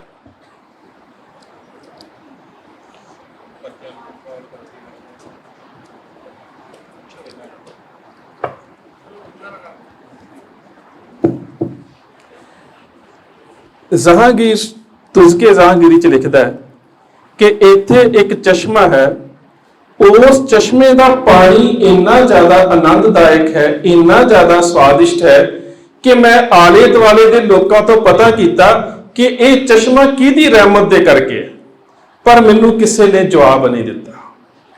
ਹੁਣ ਤੁਸੀਂ ਸੋਚੋ ਜਵਾਬ ਕਿਉਂ ਨਹੀਂ ਦਿੱਤਾ ਹੋਵੇਗਾ? ਗੁਰੂ ਨਾਨਕ ਸੱਚੇ ਪਾਤਸ਼ਾਹ ਨੇ ਜਿਹੜਾ ਉਸ ਪਾਣੀ ਦਾ ਪਵਿੱਤਰ ਸੋਮਾ ਪੈਦਾ ਕੀਤਾ, ਉਹਦੇ ਬਾਰੇ ਜਹਾਂਗੀਰ ਸਵਾਲ ਕਰ ਰਿਹਾ ਹੈ, ਤੇ ਉਹਦੇ ਜਵਾਬ ਦੇ ਵਿੱਚ ਸਾਨੂੰ ਇਤਿਹਾਸਕ ਸਰੋਤਾਂ 'ਚ ਮਿਲਦਾ ਹੈ ਕਿ ਜਿਹੜੇ ਉਸ ਇਲਾਕੇ ਦੇ ਵਿੱਚ ਗੁਰੂ ਨਾਨਕ ਸਾਹਿਬ ਨੂੰ ਮੰਨਣ ਵਾਲੇ ਨਾਨਕ ਪੰਥੀ ਸਨ, ਉਹਨਾਂ ਨੇ ਜਹਾਂਗੀਰ ਨੂੰ ਇਸ ਕਰਕੇ ਨਹੀਂ ਦੱਸਿਆ ਕਿ ਇਹ ਗੁਰੂ ਨਾਨਕ ਸਾਹਿਬ ਦੀ ਰਹਿਮਤ ਕਰਕੇ ਹੈ, क्योंकि इस तो कुछ साल पहला जहांगीर गुरु अर्जन साहब ਨੂੰ शहीद करवा चुका सी ਤੇ ਉਹ ਸਿੱਖ ਸੋਚਦੇ ਸਨ ਕਿ ਕਿਤੇ ਤੈਸ਼ ਦੇ ਵਿੱਚ ਆ ਕੇ ਇਹ ਇਸ ਯਾਦਗਾਰ ਨੂੰ ਬਰਬਾਦ ਨਾ ਕਰ ਦੇਵੇ। ਸੋ ਉਹਨਾਂ ਨੇ ਉੱਥੇ ਚੁੱਪ ਰਹਿਣਾ ਠੀਕ ਸਮਝਿਆ। ਇਹ ਇਤਿਹਾਸਕ ਸਰੋਤਾਂ ਵਿੱਚ ਸਾਨੂੰ ਇਸ ਗੱਲ ਦਾ ਹਵਾਲਾ ਮਿਲਦਾ ਹੈ। ਦੂਜੀ ਗੱਲ ਆ ਜਾਂਦੀ ਹਸਨ ਅਬਦਾਲ, ਜਿਹੜੀ ਉੱਥੋਂ ਦੇ ਇਲਾਕੇ ਦੀ ਲੋਕਧਾਰਾ ਹੈ ਉਹਦੇ ਵਿੱਚ ਹਸਨ ਤੇ ਅਬਦਾਲ ਦੋ ਕਰੈਕਟਰ ਨੇ। ਹਸਨ ਜਿਹੜਾ ਹੈ ਉਹ ਇੱਕ ਗੁੱਜਰ ਹੈ, ਉਹ ਮੱਝਾਂ ਚਾਰਦਾ ਹੈ। ਅਬਦਾਲ ਜਿਹੜਾ ਹੈ ਇੱਕ ਸੰਤ ਹੈ। ਹਸਨ ਦੇ ਕੋਲ ਅਬਦਾਲ ਆਉਂਦਾ ਹੈ ਤੇ ਆ ਕੇ ਕਹਿੰਦਾ ਹੈ ਕਿ ਮੈਨੂੰ ਦੁੱਧ ਪਿਆ ਦੇ। ਉਹ ਕਹਿੰਦਾ ਹੈ ਕਿ ਮੇਰੀਆਂ ਜਿਹੜੀਆਂ ਮੱਝਾਂ ਨੇ ਉਹ ਦੁੱਧ ਨਹੀਂ ਦਿੰਦੀਆਂ ਤੇ ਉਸ ਨੂੰ ਅਬਦਾਲ ਕਹਿੰਦਾ ਹੈ ਕਿ ਨਹੀਂ, ਤੂੰ ਪਰਮਾਤਮਾ ਦਾ ਨਾਮ ਲੈ ਕੇ ਮੱਝ ਨੂੰ ਚੋਲ ਹੈ, ਦੁੱਧ ਦੇਵੇਗੀ। ਮੱਝ ਨੇ ਦੁੱਧ ਦੇ ਦਿੱਤਾ ਤੇ ਉਸ ਫਕੀਰ ਦੀ ਕਰਾਮਾਤ ਉਸ ਇਲਾਕੇ ਦੇ ਵਿੱਚ ਪ੍ਰਸਿੱਧ ਹੋ ਗਈ ਤੇ ਉੱਥੋਂ ਦਾ ਨਾਮ ਪੈ ਗਿਆ ਹਸਨ ਅਬਦਾਲ, ਦੋ ਨਾਵਾਂ ਦੇ ਉੱਪਰ। ਸੋ ਇਹ ਵੱਖ-ਵੱਖ ਇਤਿਹਾਸਕ ਸਰੋਤਾਂ ਦੇ ਵਿੱਚ ਉਸ ਸਥਾਨ ਦਾ ਜਿਹੜਾ ਤਾਰੀਖੀ ਪਿਛੋਕੜ ਹੈ ਉਹ ਇਸ ਤਰ੍ਹਾਂ ਦਾ ਹੈ। ਜਦੋਂ ਗੁਰੂ ਨਾਨਕ ਸੱਚੇ ਪਾਤਸ਼ਾਹ ਉੱਥੇ ਗਏ ਨੇ ਤੇ ਉਸ ਵੇਲੇ ਹਸਨ ਅਬਦਾਲ ਨੇ ਜਿਹੜਾ ਡੇਰਾ ਸਥਾਪਿਤ ਕੀਤਾ ਸੀ ਉਸ ਦੇ ਉੱਪਰ ਬੈਠਾ ਹੈ ਵਲੀ ਕੰਧਾਰੀ, ਜਿਹੜਾ ਪਿੱਛੋਂ ਸਬਜ਼ਵਰ ਦੇ ਵਿੱਚ ਜਿਸ ਦਾ ਜਨਮ ਹੋਇਆ। ਉਸ ਤੋਂ ਬਾਅਦ ਇੱਕ ਕੰਧਾਰ ਆ ਗਿਆ ਜਿਸ ਕਰਕੇ ਇਹਨੂੰ ਕੰਧਾਰੀ ਕਹਿੰਦੇ ਸੀ। ਵਲੀ ਮੈਂ ਪਹਿਲਾਂ ਤੁਹਾਨੂੰ ਦੱਸ ਚੁੱਕਾ ਕਿ ਇਸਲਾਮ ਦੇ ਵਿੱਚ ਇੱਕ ਇਹਨਾਂ ਦੇ ਪੀਰਾਂ ਦੀ ਇੱਕ ਅਹੁਦਾ ਹੈ ਜਿਸ ਨੂੰ ਵਲੀ, ਕੁਤਬ ਜਾਂ ਫਿਰ ਅਬਦਾਲ ਇਹਨਾਂ ਨਾਵਾਂ ਦੇ ਨਾਲ ਕਲੰਦਰ ਸੁਸ਼ੋਭਿਤ ਕੀਤਾ ਜਾਂਦਾ ਹੈ ਜਾਂ ਵਿਖਿਆਨ ਕੀਤਾ ਜਾਂਦਾ ਹੈ। ਸੋ ਗੁਰੂ ਨਾਨਕ ਸੱਚੇ ਪਾਤਸ਼ਾਹ ਥੱਲੇ ਨੇ, ਮਰਦਾਨਾ ਪਾਣੀ ਲੈਣ ਦੇ ਵਾਸਤੇ ਵਲੀ ਕੰਧਾਰੀ ਕੋ ਜਾਂਦਾ ਹੈ ਤੇ ਜਾ ਕੇ ਕਹਿੰਦਾ ਹੈ ਕਿ ਪੀਰ ਜੀ ਪਾਣੀ ਪੀਣਾ ਹੈ, ਤੁਸੀਂ ਚਸ਼ਮੇ ਦੇ ਕੋਲ ਬੈਠੇ ਹੋ, ਪਾਣੀ ਦੇ ਦਿਓ। ਉਹ ਇਨਕਾਰ ਕਰ ਦਿੰਦਾ ਹੈ। ਇਹ ਗੱਲ ਮਰਦਾਨਾ ਆ ਕੇ ਗੁਰੂ ਨਾਨਕ ਸਾਹਿਬ ਨੂੰ ਦੱਸਦਾ ਹੈ ਕਿ ਮੈਂ ਪਾਣੀ ਲੈਣ ਵਾਸਤੇ ਗਿਆ ਸੀ, ਉਹਨੇ ਇਨਕਾਰ ਕਰ ਦਿੱਤਾ। ਬਾਕੀ ਸਾਰੀ ਘਟਨਾਕ੍ਰਮ ਨੂੰ ਤੁਸੀਂ ਜਾਣਦੇ ਹੋ, ਸੀ ਤੇ ਵੇਖਣਾ ਹੈ ਕਿ ਮਰਦਾਨੇ ਦਾ ਸਮਰਪਣ ਕਿਵੇਂ ਦਾ। ਤੇ ਪਾਤਸ਼ਾਹ ਪਤਾ ਕੀ ਕਹਿੰਦੇ ਨੇ, ਮਰਦਾਨਿਆ ਇੱਕ ਵਾਰੀ ਫੇਰ ਜਾ, ਤੇ ਬੜੇ ਸਹਿਜ ਦੇ ਨਾਲ ਪਿਆਰ ਦੇ ਨਾਲ ਉਸ ਕੋ ਪਾਣੀ ਮੰਗੀ।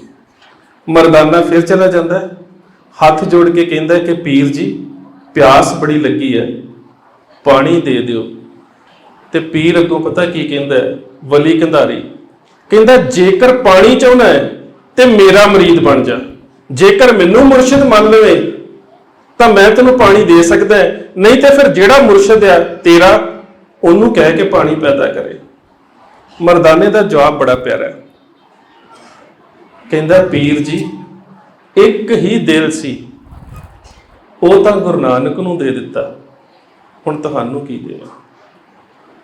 ਮੇਰੇ ਹਿਰਦੇ ਦੇ ਵਿੱਚ ਤੇ ਗੁਰੂ ਨਾਨਕ ਵਸਦਾ ਹੈ, ਉਹਦੇ ਤੋਂ ਬਿਨਾਂ ਹੋਰ ਕੋਈ ਵਸ ਨਹੀਂ ਸਕਦਾ, ਤੇ ਹੁਣ ਮੈਂ ਤੁਹਾਨੂੰ ਕਿਵੇਂ ਇੱਥੇ ਵਸਾ ਲਵਾਂ, ਉਸ ਟਿਕਾਣੇ ਦੇ ਵਿੱਚ ਮੈਂ ਤੁਹਾਨੂੰ ਕਿਵੇਂ ਬਿਰਾਜਮਾਨ ਕਰ ਲਵਾਂ। ਇੱਕ ਹੀ ਤਾਂ ਟਿਕਾਣਾ ਸੀ ਜਿਹੜਾ ਗੁਰੂ ਨਾਨਕ ਨੂੰ ਦੇ ਦਿੱਤਾ, ਜਿੱਥੇ ਗੁਰੂ ਨਾਨਕ ਦੇਵ ਸੱਚੇ ਪਾਤਸ਼ਾਹ ਰਹਿੰਦੇ ਨੇ। ਭਾਵ ਕਿ ਮਰਦਾਨੇ ਦਾ ਸਮਰਪਣ ਜਿਹੜਾ ਹੈ ਉਹ ਇਸ ਤਰ੍ਹਾਂ ਦਾ ਸੀ। ਜੇਕਰ ਅਸੀਂ ਜਨਮ ਸਾਖੀਆਂ ਦੇ ਵਿੱਚ ਵੇਖੀਏ ਤਾਂ ਗੁਰੂ ਪਾਤਸ਼ਾਹ ਨੇ ਮਰਦਾਨੇ ਨੂੰ ਕਿੰਨੀ ਦ੍ਰਿੜਤਾ ਬਖਸ਼ਿਸ਼ ਕੀਤੀ ਹੋਵੇ, ਇੰਨੀ ਜ਼ਿਆਦਾ ਦ੍ਰਿੜਤਾ ਕਿ ਕਈ ਵਾਰੀ ਮਰਦਾਨਾ ਗੁਰੂ ਨਾਨਕ ਸਾਹਿਬ ਨੂੰ ਪਤਾ ਕੀ ਕਹਿੰਦਾ ਹੈ, ਕਹਿੰਦਾ ਬਾਬਾ ਤੇਰਾ ਮੇਰਾ ਕਾਈ ਅੰਤਰ ਨਹੀਂ। ਬਾਬਾ ਤੇਰਾ ਤੇ ਮੇਰਾ ਕੋਈ ਫਰਕ ਨਹੀਂ ਹੈ, ਤੂੰ ਖੁਦਾਏ ਕਾ ਡੂਮ, ਡੂਮ ਕਹਿੰਦੇ ਨੇ ਮਰਾਸੀ ਨੂੰ, ਤੇ ਮੈਂ ਤੇਰਾ ਡੂਮ। ਤੂੰ ਰੱਬ ਦਾ ਮਰਾਸੀ ਹੈ, ਤੂੰ ਰੱਬ ਦੇ ਗੁਣ ਗਾਉਣਾ ਹੈ, ਮੈਂ ਤੇਰੇ ਗੁਣ ਗਾਉਣਾ ਹੈ। ਤੇਰਾ ਮੇਰਾ ਤੇ ਫਰਕ ਹੀ ਕੋਈ ਨਹੀਂ। ਤੇਰਾ ਕਿਹਾ ਖੁਦਾਈ ਮੰਨੇ, ਮੇਰਾ ਕਿਹਾ ਤੂੰ ਮੰਨੇ। ਜੋ ਤੂੰ ਕਹਿੰਦਾ ਉਹ ਪ੍ਰਮਾਤਮਾ ਮੰਨਦਾ ਹੈ, ਜੋ ਮੈਂ ਕਹਿੰਦਾ ਉਹ ਤੂੰ ਮੰਨਦਾ ਹੈ, ਦੱਸ ਫਰਕ ਕਿੱਥੇ ਹੈ। ਤੇਰਾ ਮੇਰਾ ਕਾਈ ਅੰਤਰ ਨਾ ਹੈ, ਤੇਰੇ ਤੇ ਮੇਰੇ ਵਿੱਚ ਭੇਦ ਹੀ ਕੋਈ ਨਹੀਂ। ਔਰ ਗੁਰੂ ਨਾਨਕ ਸੱਚੇ ਪਾਤਸ਼ਾਹ ਜਦੋਂ ਸੁਲਤਾਨਪੁਰ ਜਾਂਦੇ ਨੇ, ਮਰਦਾਨਾ ਨਾਲ ਜਾਂਦਾ ਹੈ। ਕਈ ਵਾਰੀ ਮਰਦਾਨਾ ਜਦੋਂ ਬੇਬੇ ਨਾਨਕੀ ਜੀ ਦੇ ਕੋਲ ਜਾਂਦਾ ਹੈ ਤੇ ਬੇਬੇ ਨਾਨਕੀ ਜੀ ਨੇ ਇੱਕ ਵਾਰੀ ਕਹਿ ਵੀ ਦਿੱਤਾ, ਮਰਦਾਨਿਆ ਮੇਰੇ ਭਰਾ ਦੇ ਨਾਲ ਆਉਣਾ ਮੈਨੂੰ ਬੜਾ ਚੰਗਾ ਲੱਗਦਾ ਹੈ, ਤੇ ਜੋ ਕੁਝ ਵੀ ਮੇਰੇ ਕੋਲ ਹੁੰਦਾ, ਜੋ ਮੈਂ ਦੇ ਸਕਦੀ ਹੈ, ਤੂੰ ਉਹੀ ਸਵੀਕਾਰ ਕਰ ਲੈਣਾ, ਉਹੀ ਮੈਂ ਤੇਰੀ ਝੋਲੀ 'ਚ ਪਾ ਦਿੰਨੀ ਹੈ। ਪਰ ਅੱਜ ਮੰਗ ਤੂੰ ਕੀ ਮੰਗਣਾ ਚਾਹੁੰਦਾ। ਇਹ ਸੁਲਤਾਨਪੁਰ ਦੀ ਘਟਨਾ ਹੈ ਕਿ ਅੱਜ ਮੈਂ ਆਪਣੀ ਮਰਜ਼ੀ ਦੇ ਨਾਲ ਨਹੀਂ ਦੇਣਾ, ਤੂੰ ਕੀ ਮੰਗਣਾ ਚਾਹੁੰਦਾ। मैं अंत विच गल करूंगा। मरदाना कहंदा बाबे नानक ने मैनू मंगना सिखाया ही नहीं, बाबे नानक ने मैनू मंगना सिखाया ही नहीं। और एक घटना सुल्तानपुर दी है, जदों गुरु नानक देव सच्चे पातशाह उत्थे मोदी खाने दे विच बतौर मोदी मुलाजमत कर रहे सी। मैं पिछे जे फिर कुछ गल्लां जिहड़ियां ने वो साझियां करनियां पैंदियां ने। सुल्तानपुर जिहड़ा नगर है वो किसी समय इस्लाम दा इस खिते दा सब तो वड्डा विद्यक केंद्र सी। 1126 दे विच जदों महमूद गजनवी आया ते ओहदे नाल एक पश्तून पठान आया सी, सुल्तान खान लोधी।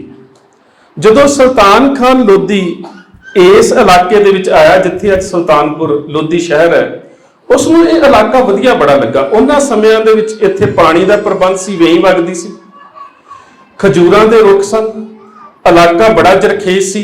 उसनूं बड़ा रमणीक लगा, बड़ा आनंददायक लगा। उसने महमूद गजनी नूं कह के वो इलाका लै लिया। इसे इलाके दी फिर इन्हां दे कोल जिहड़ी है फौजदारी रही इस परिवार दे कोल।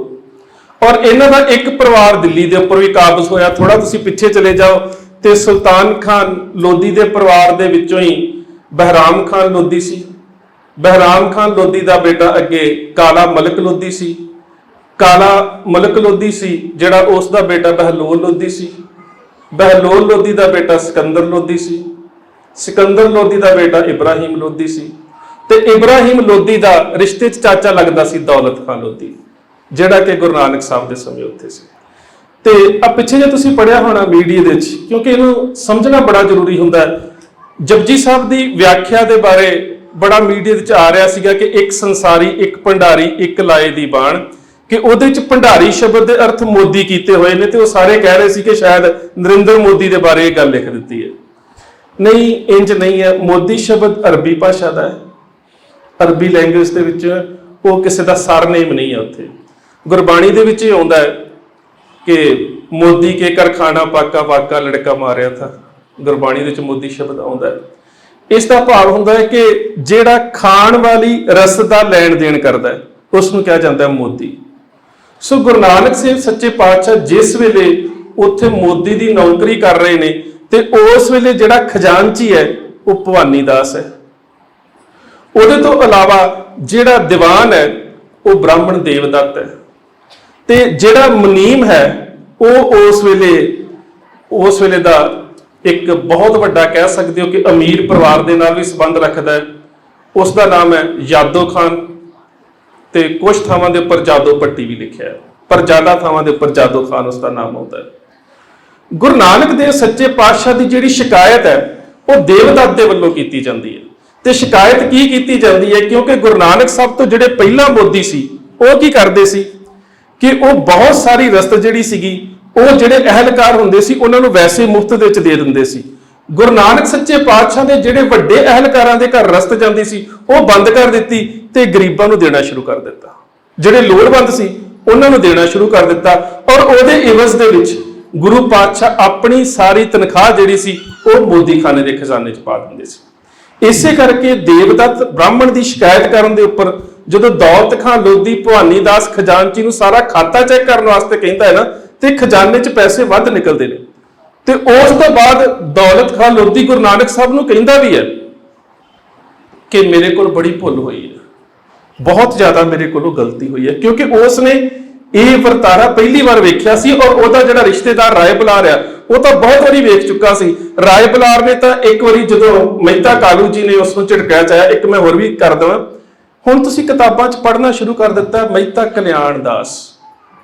ਕਿਸੇ ਸਾਡੇ ਸਰੋਤ ਦੇ ਵਿੱਚ ਕਲਿਆਣ ਦਾਸ ਨਾਮ ਨਹੀਂ ਹੈ, ਕਿਉਂਕਿ ਲਾਲੂ ਜੀ ਔਰ ਕਾਲੂ ਜੀ ਦੋ ਭਰਾ ਸੀ ਜਿਹੜੇ ਕਿ ਉਸ ਵੇਲੇ ਦੋਵੇਂ ਸਕੇ ਭਰਾ ਸੀ। ਦੋਵੇਂ ਉਸ ਪਿੰਡ ਦੇ ਵਿੱਚ ਉਸ ਜਗ੍ਹਾ ਦੇ ਉੱਪਰ ਰਹਿੰਦੇ ਸੀ। ਔਰ ਜਿਹੜਾ ਮਹਿਤਾ ਸ਼ਬਦ ਹੈ ਇਹ ਕਾਰਦਾਰ ਨੂੰ ਕਿਹਾ ਜਾਂਦਾ ਹੈ, ਇੱਕ ਅਹੁਦਾ ਹੈ, ਇਹ ਕੋਈ ਸਰਨੇਮ ਨਹੀਂ ਹੈ। ਗੁਰਬਾਣੀ ਤੁਸੀਂ ਪੜ੍ਹਦੇ ਨਾ, ਲੱਭ ਕੂੜਦੇ ਰਾਜਾ ਮਹਿਤਾ, ਵਜ਼ੀਰੀ ਛੋਟਾ ਅਹੁਦੇਦਾਰ, ਉਸ ਨੂੰ ਕਿਹਾ ਜਾਂਦਾ ਮਹਿਤਾ। ਸੋ ਉਸ ਨੇ ਰਾਏ ਬੁਲਾਰ ਨੇ ਤਾਂ ਮਹਿਤਾ ਕਾਲੂ ਜੀ ਨੂੰ 2-3 ਵਾਰੀ ਕਹਿ ਦਿੱਤਾ ਸੀ ਨਾਨਕ ਕੋ ਝਿੜਕਣਾ ਨਹੀਂ, ਇਹ ਖੁਦਾਏ ਦਾ ਰੂਪ ਹੈ। जन्म साखी च इंज ही लिखिया, नानक को झिड़कना नहीं, ये खुदाए का रूप है, तू इसको झिड़केगा खुदा तैनू झिड़केगा। गुरु नानक साहब ने कुछ नहीं कहना, ये तो परमात्मा के रूप ने। जेकर तू गुरु नानक साहब को झिड़केगा, परमात्मा तैनू झिड़केगा। सो गुरु नानक सच्चे पातशाह नू जिस वेले मोदी खाने मरदाना मिल जाता है, बीबी नानकी दे कोल जाता है, तो बीबी नानकी कहती है कि मैं अपनी इच्छा के अनुसार तेरी झोली च पा दिनी है, ते दस अज तू अपनी मर्जी के अनुसार की मंगना चाहना है। ते मरदाना कहता है कि बाबे ने मंगना सिखाया ही। ते भैन कहती है फिर भी कुछ ते मंग। कहता फिर एक मंग है कि जिस तरह दे नाल आनंद दे विच बाबा उस खुदा की सिफत गाउंदा है ना, मेरी जिहड़ी रबाब है ये पुरानी हो गई है, ते ओदी आवाज दे नाल मेरा साज मेल नहीं खाता। रबाब नवी लैनी है, अपने वास्ते कुछ नहीं मंगया। जो मंगया है वो उस खुदा की सिफत के वास्ते गुरु नानक साहब का जिहड़ा शब्द गाउण का प्रचलन सी उहदे वास्ते मंगया। मरासियां दे घरां दे विच रबाब लैण वास्ते गया, उन्होंने इनकार कर दिता। रबाब ते है, बनाउंदे भी हाँ, पर तैनू नहीं दवांगे क्योंकि तू पिता पुरखी किता छड़ दिता है।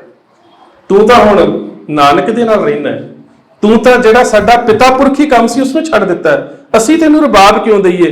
ते उस तो बाद ही वेई नदी तो पार, इसका पूरा नाम इंदर सैन फरंदा सी, भाई फरंदा जिसनूं कहा जाता है। उस दे कोलों उन्हां समयां दे विच जिहड़ी रबाब सी वो भाई मरदाना जी खरीद के लैके आए। और मैं कई बार वेखदा कि उस रबाब ने उन्ना ही सफर गुरु नानक साहब दे नाल कीता है जिन्ना गुरु नानक साहब ने मरदाना जी दे नाल कीता है। सो जिस वेले मरदाने का अंतिम समा आया, पेट दे विच साडे पुरातन स्रोतां च थोड़ी जी मैं इतिहास का विद्यार्थी होने करके दसां तुहानूं कि साडे इतिहास के स्रोत बहुत ने, पर किते ना किते उन्हां दे उपर एक जिसनूं असीं कहने हैं कि पूरी वधिया तरीके दे नाल एक टीम बन के घोख नहीं हुई। जिस करके असीं किसी किताब दे विच कुछ पढ़दे हैं, साडे बच्चे किसी च कुछ पढ़ते हैं, अंत की हुंदा किते ना किते दुविधा का शिकार हो जाते हैं भी किसी किताब दे विच कुछ लिखिया है, किसी दे विच कुछ लिखिया है। इसी तरह भाई मरदाना जी का अंतिम समा है। साडे बहुत सारे स्रोतां दे विच है कि मरदाना जी का अंतिम समा जां जिहड़ा उन्हां दा अकाल चलाना है वो अफगानिस्तान के बाहर बार्डर के उपर दरियाए खुरम के कंढे के उपर होया। साडे कुछ इतिहासकार कहते हैं कि नहीं, करतारपुर साहब उन्होंने अकाल चलाना किया। सो ये उपर भी साडे इतिहासक स्रोतां दे विच मतभेद ने, पर जिहड़ा अंतिम समय की वार्तालाप है वो बड़ी अहम है। तुसीं मेरे ख्याल नाल ओशो नूं, रजनीश नूं तां असीं सारे जानते हैं, इंटरनेट के उपर लिखतां किताबां उहदे बहुत सारे लैक्चर अवेलेबल ने। उहदी अपनी एक लिखत दे विच उसनूं वेली कह सकते हैं। उसनूं पुछया गया कि अंतिम समय तो बाद की कीता जाए, तो उसने कहा सी कि जिथे मैनूं दफन किया जाए जां जिथे भी मेरियां अंतिम रस्मां होण, उत्थे चिट्टे संगमरमर की एक समाधि बना के उहदे उपर ओशो लिख दिता जाए। नाम ते रजनीश सी, ओशो का मतलब सागर, ओशियन तो बनया शब्द ओशो, ज्ञान का सागर। हुण उत्थे भी बंदा जिथे अपने आप को ज्ञान का सागर समझदा है, इच्छा उत्थे भी है कि मेरी कबर इवें दी होनी चाहिए है, मेरी समाध इवें दी होनी चाहिए। इच्छा की मुक्ति उत्थे भी नहीं हुई। हुण गुरु नानक सच्चे पातशाह ते मरदाना ने ते साडे इतिहासक स्रोत कहते हैं कि पेट च सूल उठिया, दर्द हुई ढिड दे विच, ते गुरु नानक साहब ने मरदाने का सिर अपने गोडे के उपर रख लिया। मरदाना लेटिया ते पातशाह पता की कहते ने, मरदानिया अंतिम समा है, कुछ मंग। बाबा की मंगा, तू तो मंगना सिखाया ही नहीं। कहते फिर भी अंतिम समा है, कुछ ते मंग। हुण सारी जिंदगी तो गुरु साहब दे नाल कढ दित्ती ते ओदी अंतिम मंग पता की है, बाबा तेरी ते मेरी इत्थे भी ते उत्थे भी तोड़ दे बचावे। इसदा मतलब की है कि एक पल वास्ते भी मरदाना गुरु नानक साहब को अपने मन के विचों विछोड़ना नहीं चाहता। ते गुरुदेव पातशाह ने की किया, मरदानिया जिथे तेरा वासा उत्थे मेरा वासा, जिथे तू उत्थे मैं। हुण अगली गल गुरु नानक साहब कहते ने, अंतिम समा है, दस ਖੱਤਰੀਆਂ ਵਾਂਗ ਅਗਨੀ ਦਾ ਸੰਸਕਾਰ ਕਰ ਦੇਵਾਂ, ਜੈਨੀਆਂ ਵਾਂਗ ਹਵਾ 'ਚ ਰੱਖ ਦੇਵਾਂ, ਪਾਣੀ 'ਚ ਬਹਾ ਦੇਵਾਂ, ਕਿ ਮੁਸਲਮਾਨਾਂ ਵਾਂਗ ਦਫਨਾ ਦੇਵਾਂ? ਤੇਰੀਆਂ ਅੰਤਮ ਕਿਰਿਆ ਜਿਹੜੀਆਂ ਨੇ ਉਹ ਕਿਵੇਂ ਦੀਆਂ ਕਰਾਂ? ਸਾਰੇ ਧਰਮਾਂ ਦੀਆਂ ਦੱਸ ਦਿੱਤੀਆਂ। ਲਾਸ਼ ਨੂੰ ਰੱਖਿਆ ਵੀ ਜਾ ਸਕਦਾ ਹੈ, ਵਹਾਇਆ ਵੀ ਜਾ ਸਕਦਾ ਹੈ, ਦਫਨਾਇਆ ਵੀ ਜਾ ਸਕਦਾ ਹੈ, ਸਾੜਿਆ ਵੀ ਜਾ ਸਕਦਾ ਹੈ। ਤੇ ਮਰਦਾਨਾ ਪਤਾ ਕੀ ਕਹਿੰਦਾ? ਬਾਬਾ ਇੰਨਾ ਸਮਾਂ ਤਾਂ ਤੇਰੇ ਕੋਲ ਸ਼ਬਦ ਸੁਣਿਆ ਤੇ ਹੁਣ ਤਾਂ ਪਤਾ ਲੱਗ ਗਿਆ ਕਿ ਜਿਹੜੀ ਆਤਮਾ ਹੈ ਉਹ ਤਾਂ ਸਰੀਰ ਚੋਂ ਨਿਕਲ ਜਾਣੀ ਹੈ ਤੇ ਇਹ ਤਾਂ ਮਿੱਟੀ ਹੈ। ਬਾਬਾ ਜੋ ਕਰਨਾ ਕਰਦੇ। ਬਾਬਾ ਹੁਣ ਆਤਮਾ ਥੋੜੀ ਕੈਦ ਰਹਿਣੀ ਹੈ, ਜਿਹੜਾ ਤੂੰ ਦਿਹਰਾ ਬਣਾਏਗਾ ਉਹਦੇ 'ਚ ਆਤਮਾ ਥੋੜੀ ਕੈਦ ਰਹਿਣੀ ਹੈ। ਹੁਣ ਤਾਂ ਇਹ ਮਿੱਟੀ ਹੈ, ਇਹ ਤਾਂ ਜੋ ਕਰਨਾ ਕਰਦੇ। ਗੁਰੂ ਨਾਨਕ ਦੇਵ ਸੱਚੇ ਪਾਤਸ਼ਾਹ ਵਾਪਸ ਆਏ। ਮਰਦਾਨਾ ਨਾਲ ਨਹੀਂ ਹੈ। ਮਰਦਾਨੇ ਦੀ ਰਬਾਬ ਗੁਰੂ ਪਾਤਸ਼ਾਹ ਦੇ ਮੋਢੇ ਦੇ ਉੱਪਰ ਹੈ। ਤੇ ਜਦੋਂ ਪਿੰਡ ਦੇ ਲੋਕਾਂ ਨੇ ਵੇਖਿਆ ਕਿ ਹਮੇਸ਼ਾ ਜਦੋਂ ਗੁਰੂ ਪਾਤਸ਼ਾਹ ਪ੍ਰਚਾਰਕ ਦੌਰਿਆਂ ਤੋਂ ਵਾਪਸ ਆਉਂਦੇ ਸੀ ਮਰਦਾਨਾ ਨਾਲ ਹੁੰਦਾ ਸੀ, ਇਸ ਵਾਰੀ ਮਰਦਾਨਾ ਨਹੀਂ ਹੈ। ਗੁਰੂ ਪਾਤਸ਼ਾਹ ਇਕੱਲੇ ਆਏ ਨੇ ਤਾਂ ਕੁਦਰਤੀ ਪਿੰਡ ਦੇ ਲੋਕਾਂ ਨੇ ਤੇ ਮਰਦਾਨੇ ਦੇ ਸਗੇ ਸੰਬੰਧੀਆਂ ਨੇ ਅੰਦਾਜ਼ਾ ਲਾ ਲਿਆ ਕਿ ਮਰਦਾਨਾ ਨਹੀਂ ਰਿਹਾ। ਗੁਰੂ ਨਾਨਕ ਸੱਚੇ ਪਾਤਸ਼ਾਹ ਘਰ ਆਏ। ਇਹ ਬੜੀ ਸਮਝਣ ਵਾਲੀ ਗੱਲ ਹੈ। ਪਾਤਸ਼ਾਹ ਘਰ ਆਏ ਤੇ ਮਰਦਾਨੇ ਦੇ ਦੋ ਬੇਟੇ ਸੀ, ਸਜਾਦ ਔਰ ਰਜਾਦਾ। ਕੁਝ ਇਤਿਹਾਸਕਾਰਾਂ ਨੇ ਇੱਕ ਲਿਖਿਆ, ਪਰ ਜਿੰਨੇ ਇਸਲਾਮਿਕ ਇਤਿਹਾਸਕਾਰ ਵੀ ਨੇ ਉਹ ਦੋ ਬੱਚਿਆਂ ਦੀ ਗੱਲ ਕਰਦੇ ਨੇ, ਸਜਾਦ ਔਰ ਰਜਾਦਾ। ਦੋਹਾਂ ਨੂੰ ਸੁਨੇਹਾ ਮਿਲਿਆ ਤੇ ਦੋਹੇ ਗੁਰੂ ਨਾਨਕ ਸੱਚੇ ਪਾਤਸ਼ਾਹ ਦੇ ਕੋਲ ਆਏ ਤੇ ਪਾਤਸ਼ਾਹ ਨੇ ਇਹ ਖਬਰ ਸੁਣਾ ਦਿੱਤੀ ਕਿ ਤੁਹਾਡੇ ਅੱਬਾ ਜਾਨ ਇਸ ਸੰਸਾਰ ਦੇ ਵਿੱਚ ਨਹੀਂ ਰਹੇ। ਰਜਾਦਾ ਗੁਰੂ ਸਾਹਿਬ ਦੇ ਅੱਗੇ ਹੈ, ਵੱਡਾ ਹੈ, ਤੇ ਪਾਤਸ਼ਾਹ ਮਾਤਮਪੁਰਸ਼ੀ ਅਫਸੋਸ ਦੀਆਂ ਗੱਲਾਂ ਕਰਨ ਤੋਂ ਬਾਅਦ ਜਿਹੜੀਆਂ ਗੱਲਾਂ ਮਰਦਾਨੇ ਨੇ ਅੰਤਮ ਸਮੇਂ ਕੀਤੀਆਂ ਉਹਨਾਂ ਦੇ ਬੱਚਿਆਂ ਨੂੰ ਉਹ ਦੱਸੀਆਂ। ਅਖੀਰ ਗੁਰੂ ਨਾਨਕ ਸਾਹਿਬ ਕਹਿੰਦੇ ਨੇ ਕਿ ਤੁਹਾਡੇ ਅੱਬਾ ਨੇ ਬੜਾ ਸਾਥ ਨਿਭਾਇਆ ਮੇਰਾ, ਦੱਸੋ ਤੁਹਾਡੀ ਝੋਲੀ 'ਚ ਕੀ ਪਾ ਦੇਵਾਂ, ਤੁਹਾਡੀ ਮੰਗ ਕੀ ਹੈ? ਤੇ ਅੱਗੋਂ ਮਰਦਾਨੇ ਦਾ ਪੁੱਤ ਕਹਿੰਦਾ ਹੈ ਕਿ ਬਾਬਾ ਸਾਡੇ ਅੱਬਾ ਜਾਨ ਨੂੰ ਤੂੰ ਮੰਗਣਾ ਨਹੀਂ ਸਿਖਾਇਆ ਤੇ ਅੱਬਾ ਨੇ ਸਾਨੂੰ ਮੰਗਣਾ ਨਹੀਂ ਸਿਖਾਇਆ। ਸਾਡੇ ਅੱਬਾ ਜਾਨ ਨੂੰ ਤੂੰ ਮੰਗਣਾ ਨਹੀਂ ਸਿਖਾਇਆ ਤੇ ਅੱਬਾ ਨੇ ਸਾਨੂੰ ਮੰਗਣਾ ਨਹੀਂ ਸਿਖਾਇਆ। ਫਿਰ ਵੀ ਇਹ ਦੱਸ ਦਿਓ ਕਿ ਮੇਰੇ ਅੱਬਾ ਦੀ ਮੰਗ ਕੀ ਸੀ। ਸਿਰਫ ਮੈਨੂੰ ਇੰਨਾ ਦੱਸ ਦਿਓ, ਜੇ ਤੁਸੀਂ ਚਾਹੁੰਦੇ ਹੋ ਕਿ ਤੂੰ ਕੀ ਮੰਗਦਾ ਤੇ ਮੈਂ ਕਹਿੰਦਾ ਕਿ ਮੇਰੇ ਅੱਬਾ ਦੀ ਮੰਗ ਕੀ ਸੀ। ਤੇ ਪਾਤਸ਼ਾਹ ਕਹਿੰਦੇ ਕਿ ਤੇਰੇ ਅੱਬਾ ਦੇ ਆਖਰੀ ਸ਼ਬਦ ਸੀ ਕਿ ਬਾਬਾ ਤੇਰੀ ਤੇ ਮੇਰੀ ਤੋੜ ਦੇ ਬਜਾਵੇ। ਤੇ ਰਜਾਦਾ ਗੁਰੂ ਨਾਨਕ ਸਾਹਿਬ ਦੇ ਚਰਨਾਂ ਦੇ ਉੱਪਰ ਹੱਥ ਲਾ ਕੇ ਕਹਿੰਦਾ ਬਾਬਾ ਇਹੀ ਮੇਰੀ ਮੰਗ ਹੈ, ਤੇਰੀ ਤੇ ਮੇਰੀ ਤੋੜ ਦੇ ਬਜਾਵੇ। ਜਿਹੜੀ ਮੇਰੇ ਬਾਪ ਦੀ ਮੰਗ ਸੀ ਉਹੀ ਮੇਰੀ ਮੰਗ ਹੈ ਕਿ ਬਾਬਾ ਤੇਰੀ ਤੇ ਮੇਰੀ ਤੋੜ ਨਹੀਂ ਬਚਾਵੇ। ਇਹਦੇ ਵਿੱਚ ਕਿਤੇ ਵਿਛੋੜਾ ਨਾ ਪਵੇ, ਅਸੀਂ ਕਿਤੇ ਵੱਖ ਨਾ ਹੋ ਜਾਈਏ, ਕਿਸੇ ਵੀ ਤਰ੍ਹਾਂ ਦੇ ਨਾਲ ਸਾਡੇ ਵਿੱਚ ਕੋਈ ਸਾਂਝ ਦੇ ਵਿੱਚ ਕੋਈ ਕਮੀ ਨਾ ਆਵੇ। ਗੁਰੂ ਨਾਨਕ ਦੇਵ ਸੱਚੇ ਪਾਤਸ਼ਾਹ ਨੇ ਜਿਹੜਾ ਸਾਨੂੰ ਹੁਣ ਇੱਕ ਸਮਾਜ ਨੂੰ ਇੱਕ ਮਾਡਲ ਦਿੱਤਾ ਹੈ, ਜਿਹੜੀ ਮਰਦਾਨੇ ਦੇ ਨਾਲ ਸਾਂਝ ਹੈ ਗੁਰੂ ਸਾਹਿਬ ਦੀ, ਉਹ ਸ਼ਬਦ ਦੇ ਸਦਕਾ ਹੈ। ਔਰ ਉਹਦੇ ਵਿੱਚ ਇੱਕ ਸਾਡਾ ਸਮਾਜਿਕ, ਇੱਕ ਭਾਈਚਾਰਕ ਇੱਕ ਮਾਡਲ ਸਾਨੂੰ ਵੀ ਦਿੱਤਾ। ਅਸੀਂ ਸਮਾਜ 'ਚ ਕਿਵੇਂ ਵਿਚਰਨਾ ਹੈ। ਵਕਤ ਮੇਰਾ ਸਮਾਪਤ ਹੈ ਜੀ, ਮੈਂ 2 ਮਿੰਟ ਪਰ ਲੈ ਰਿਹਾ। ਅਸੀਂ ਸਮਾਜ 'ਚ ਕਿਵੇਂ ਵਿਚਰਨਾ ਹੈ। ਜਦੋਂ ਅਸੀਂ ਗੱਲ ਕਰਦੇ ਹਾਂ, ਰਾਜਨੀਤਿਕ ਲੋਕ ਕਰਦੇ ਨੇ, ਰਾਜਨੀਤਿਕ ਤੌਰ ਦੇ ਉੱਪਰ ਵੱਡੇ ਵੱਡੇ ਲਾਰੇ ਲਾਏ ਜਾਂਦੇ ਨੇ ਜੀ, ਇਸ ਸਟੇਟ ਦਾ ਇਵੇਂ ਦਾ ਮਾਡਲ ਹੋਵੇਗਾ, ਦੇਸ਼ ਦਾ ਇਵੇਂ ਦਾ ਮਾਡਲ ਹੋਵੇਗਾ। ਪਰ ਇੱਕ ਮਾਡਲ ਸਮਾਜ ਨੂੰ ਗੁਰੂ ਸਾਹਿਬ ਨੇ ਵੀ ਦਿੱਤਾ ਹੈ। ਉਹ ਜਿਹੜਾ ਮਾਡਲ ਹੈ ਉਹ ਕਿਵੇਂ ਦਾ ਹੈ। ਗੁਰੂ ਸਾਹਿਬ ਕਰਤਾਰਪੁਰ ਨੇ ਇੱਕ ਉਰਦੂ ਦੀ ਕਿਤਾਬ ਹੈ ਤਾਰੀਖ-ਏ ਪੰਜਾਬ ਕਨਈਆ ਲਾਲ ਦੀ, ਹੁਣ ਉਸ ਦਾ ਪੰਜਾਬੀ ਅਨੁਵਾਦ ਤੇ ਅੰਗਰੇਜ਼ੀ ਅਨੁਵਾਦ ਵੀ ਮਿਲ ਜਾਂਦਾ ਹੈ। ਉਹਦੇ ਵਿੱਚ ਤੁਸੀਂ ਪੜ੍ਹ ਕੇ ਹੈਰਾਨ ਹੋ ਜਾਓਗੇ। ਕਹਿੰਦਾ ਕਿ ਜਿਹੜਾ ਕਰਤਾਰਪੁਰ ਨਗਰ ਗੁਰੂ ਨਾਨਕ ਸਾਹਿਬ ਨੇ ਵਸਾਇਆ, ਕਹਿੰਦਾ ਉਸ ਸਮੇਂ ਦਾ ਸਭ ਤੋਂ ਆਧੁਨਿਕ ਨਗਰ ਸੀ। ਉਸ ਸਮੇਂ ਦਾ ਸਭ ਤੋਂ ਆਧੁਨਿਕ ਨਗਰ ਸੀ ਜਿਹੜਾ ਨਗਰ ਗੁਰੂ ਨਾਨਕ ਸਾਹਿਬ ਨੇ ਕਰਤਾਰਪੁਰ ਵਸਾਇਆ। ਕਰਤਾਰਪੁਰ ਨੇ ਗੁਰੂ ਨਾਨਕ ਸਾਹਿਬ ਤੇ ਸ਼ਾਮ ਨੂੰ ਖੇਤਾਂ ਵੱਲ ਜਾ ਰਹੇ ਨੇ। ਕੀ ਵੇਖਦੇ ਨੇ ਕਿ ਅਨਾਜ ਦਾ ਢੇਰ ਲੱਗਾ ਹੋਇਆ ਤੇ ਇੱਕ ਵਿਅਕਤੀ ਇੱਕ ਅਨਾਜ ਦੇ ਢੇਰ ਤੋਂ ਪੀਪੇ ਭਰ ਭਰ ਕੇ ਦੂਜੇ ਢੇਰ ਦੇ ਉੱਪਰ ਸੁੱਟ ਰਿਹਾ। ਪਾਤਸ਼ਾਹ ਰੁਕ ਗਏ ਕਿਉਂਕਿ ਸ਼ਾਮ ਦਾ ਸਮਾਂ ਸੀ ਤੇ ਇੱਕ ਢੇਰ ਤੋਂ ਦੂਜੇ ਢੇਰ ਦੇ ਉੱਪਰ ਅਨਾਜ ਸੁੱਟਿਆ ਜਾ ਰਿਹਾ ਹੈ। ਕੁਦਰਤਨ ਮਨ ਦੇ ਵਿੱਚ ਆ ਸਕਦਾ ਹੈ ਕਿ ਚੋਰੀ ਕਰ ਰਿਹਾ ਹੋਵੇਗਾ। ਪਾਤਸ਼ਾਹ ਰੁਕ ਗਏ, ਕਹਿੰਦੇ ਸਿੱਖਾ ਕੀ ਕਰ ਰਹੇ ਆ? ਇੱਕ ਢੇਰ ਤੋਂ ਦੂਜੇ ਢੇਰ ਦੇ ਉੱਪਰ ਦਾਣੇ ਕਿਉਂ ਸੁੱਟ ਰਿਹਾ, ਕੀ ਕਰ ਰਿਹਾ? ਸਿੱਖ ਦਾ ਜਵਾਬ ਪਤਾ ਕੀ ਹੈ?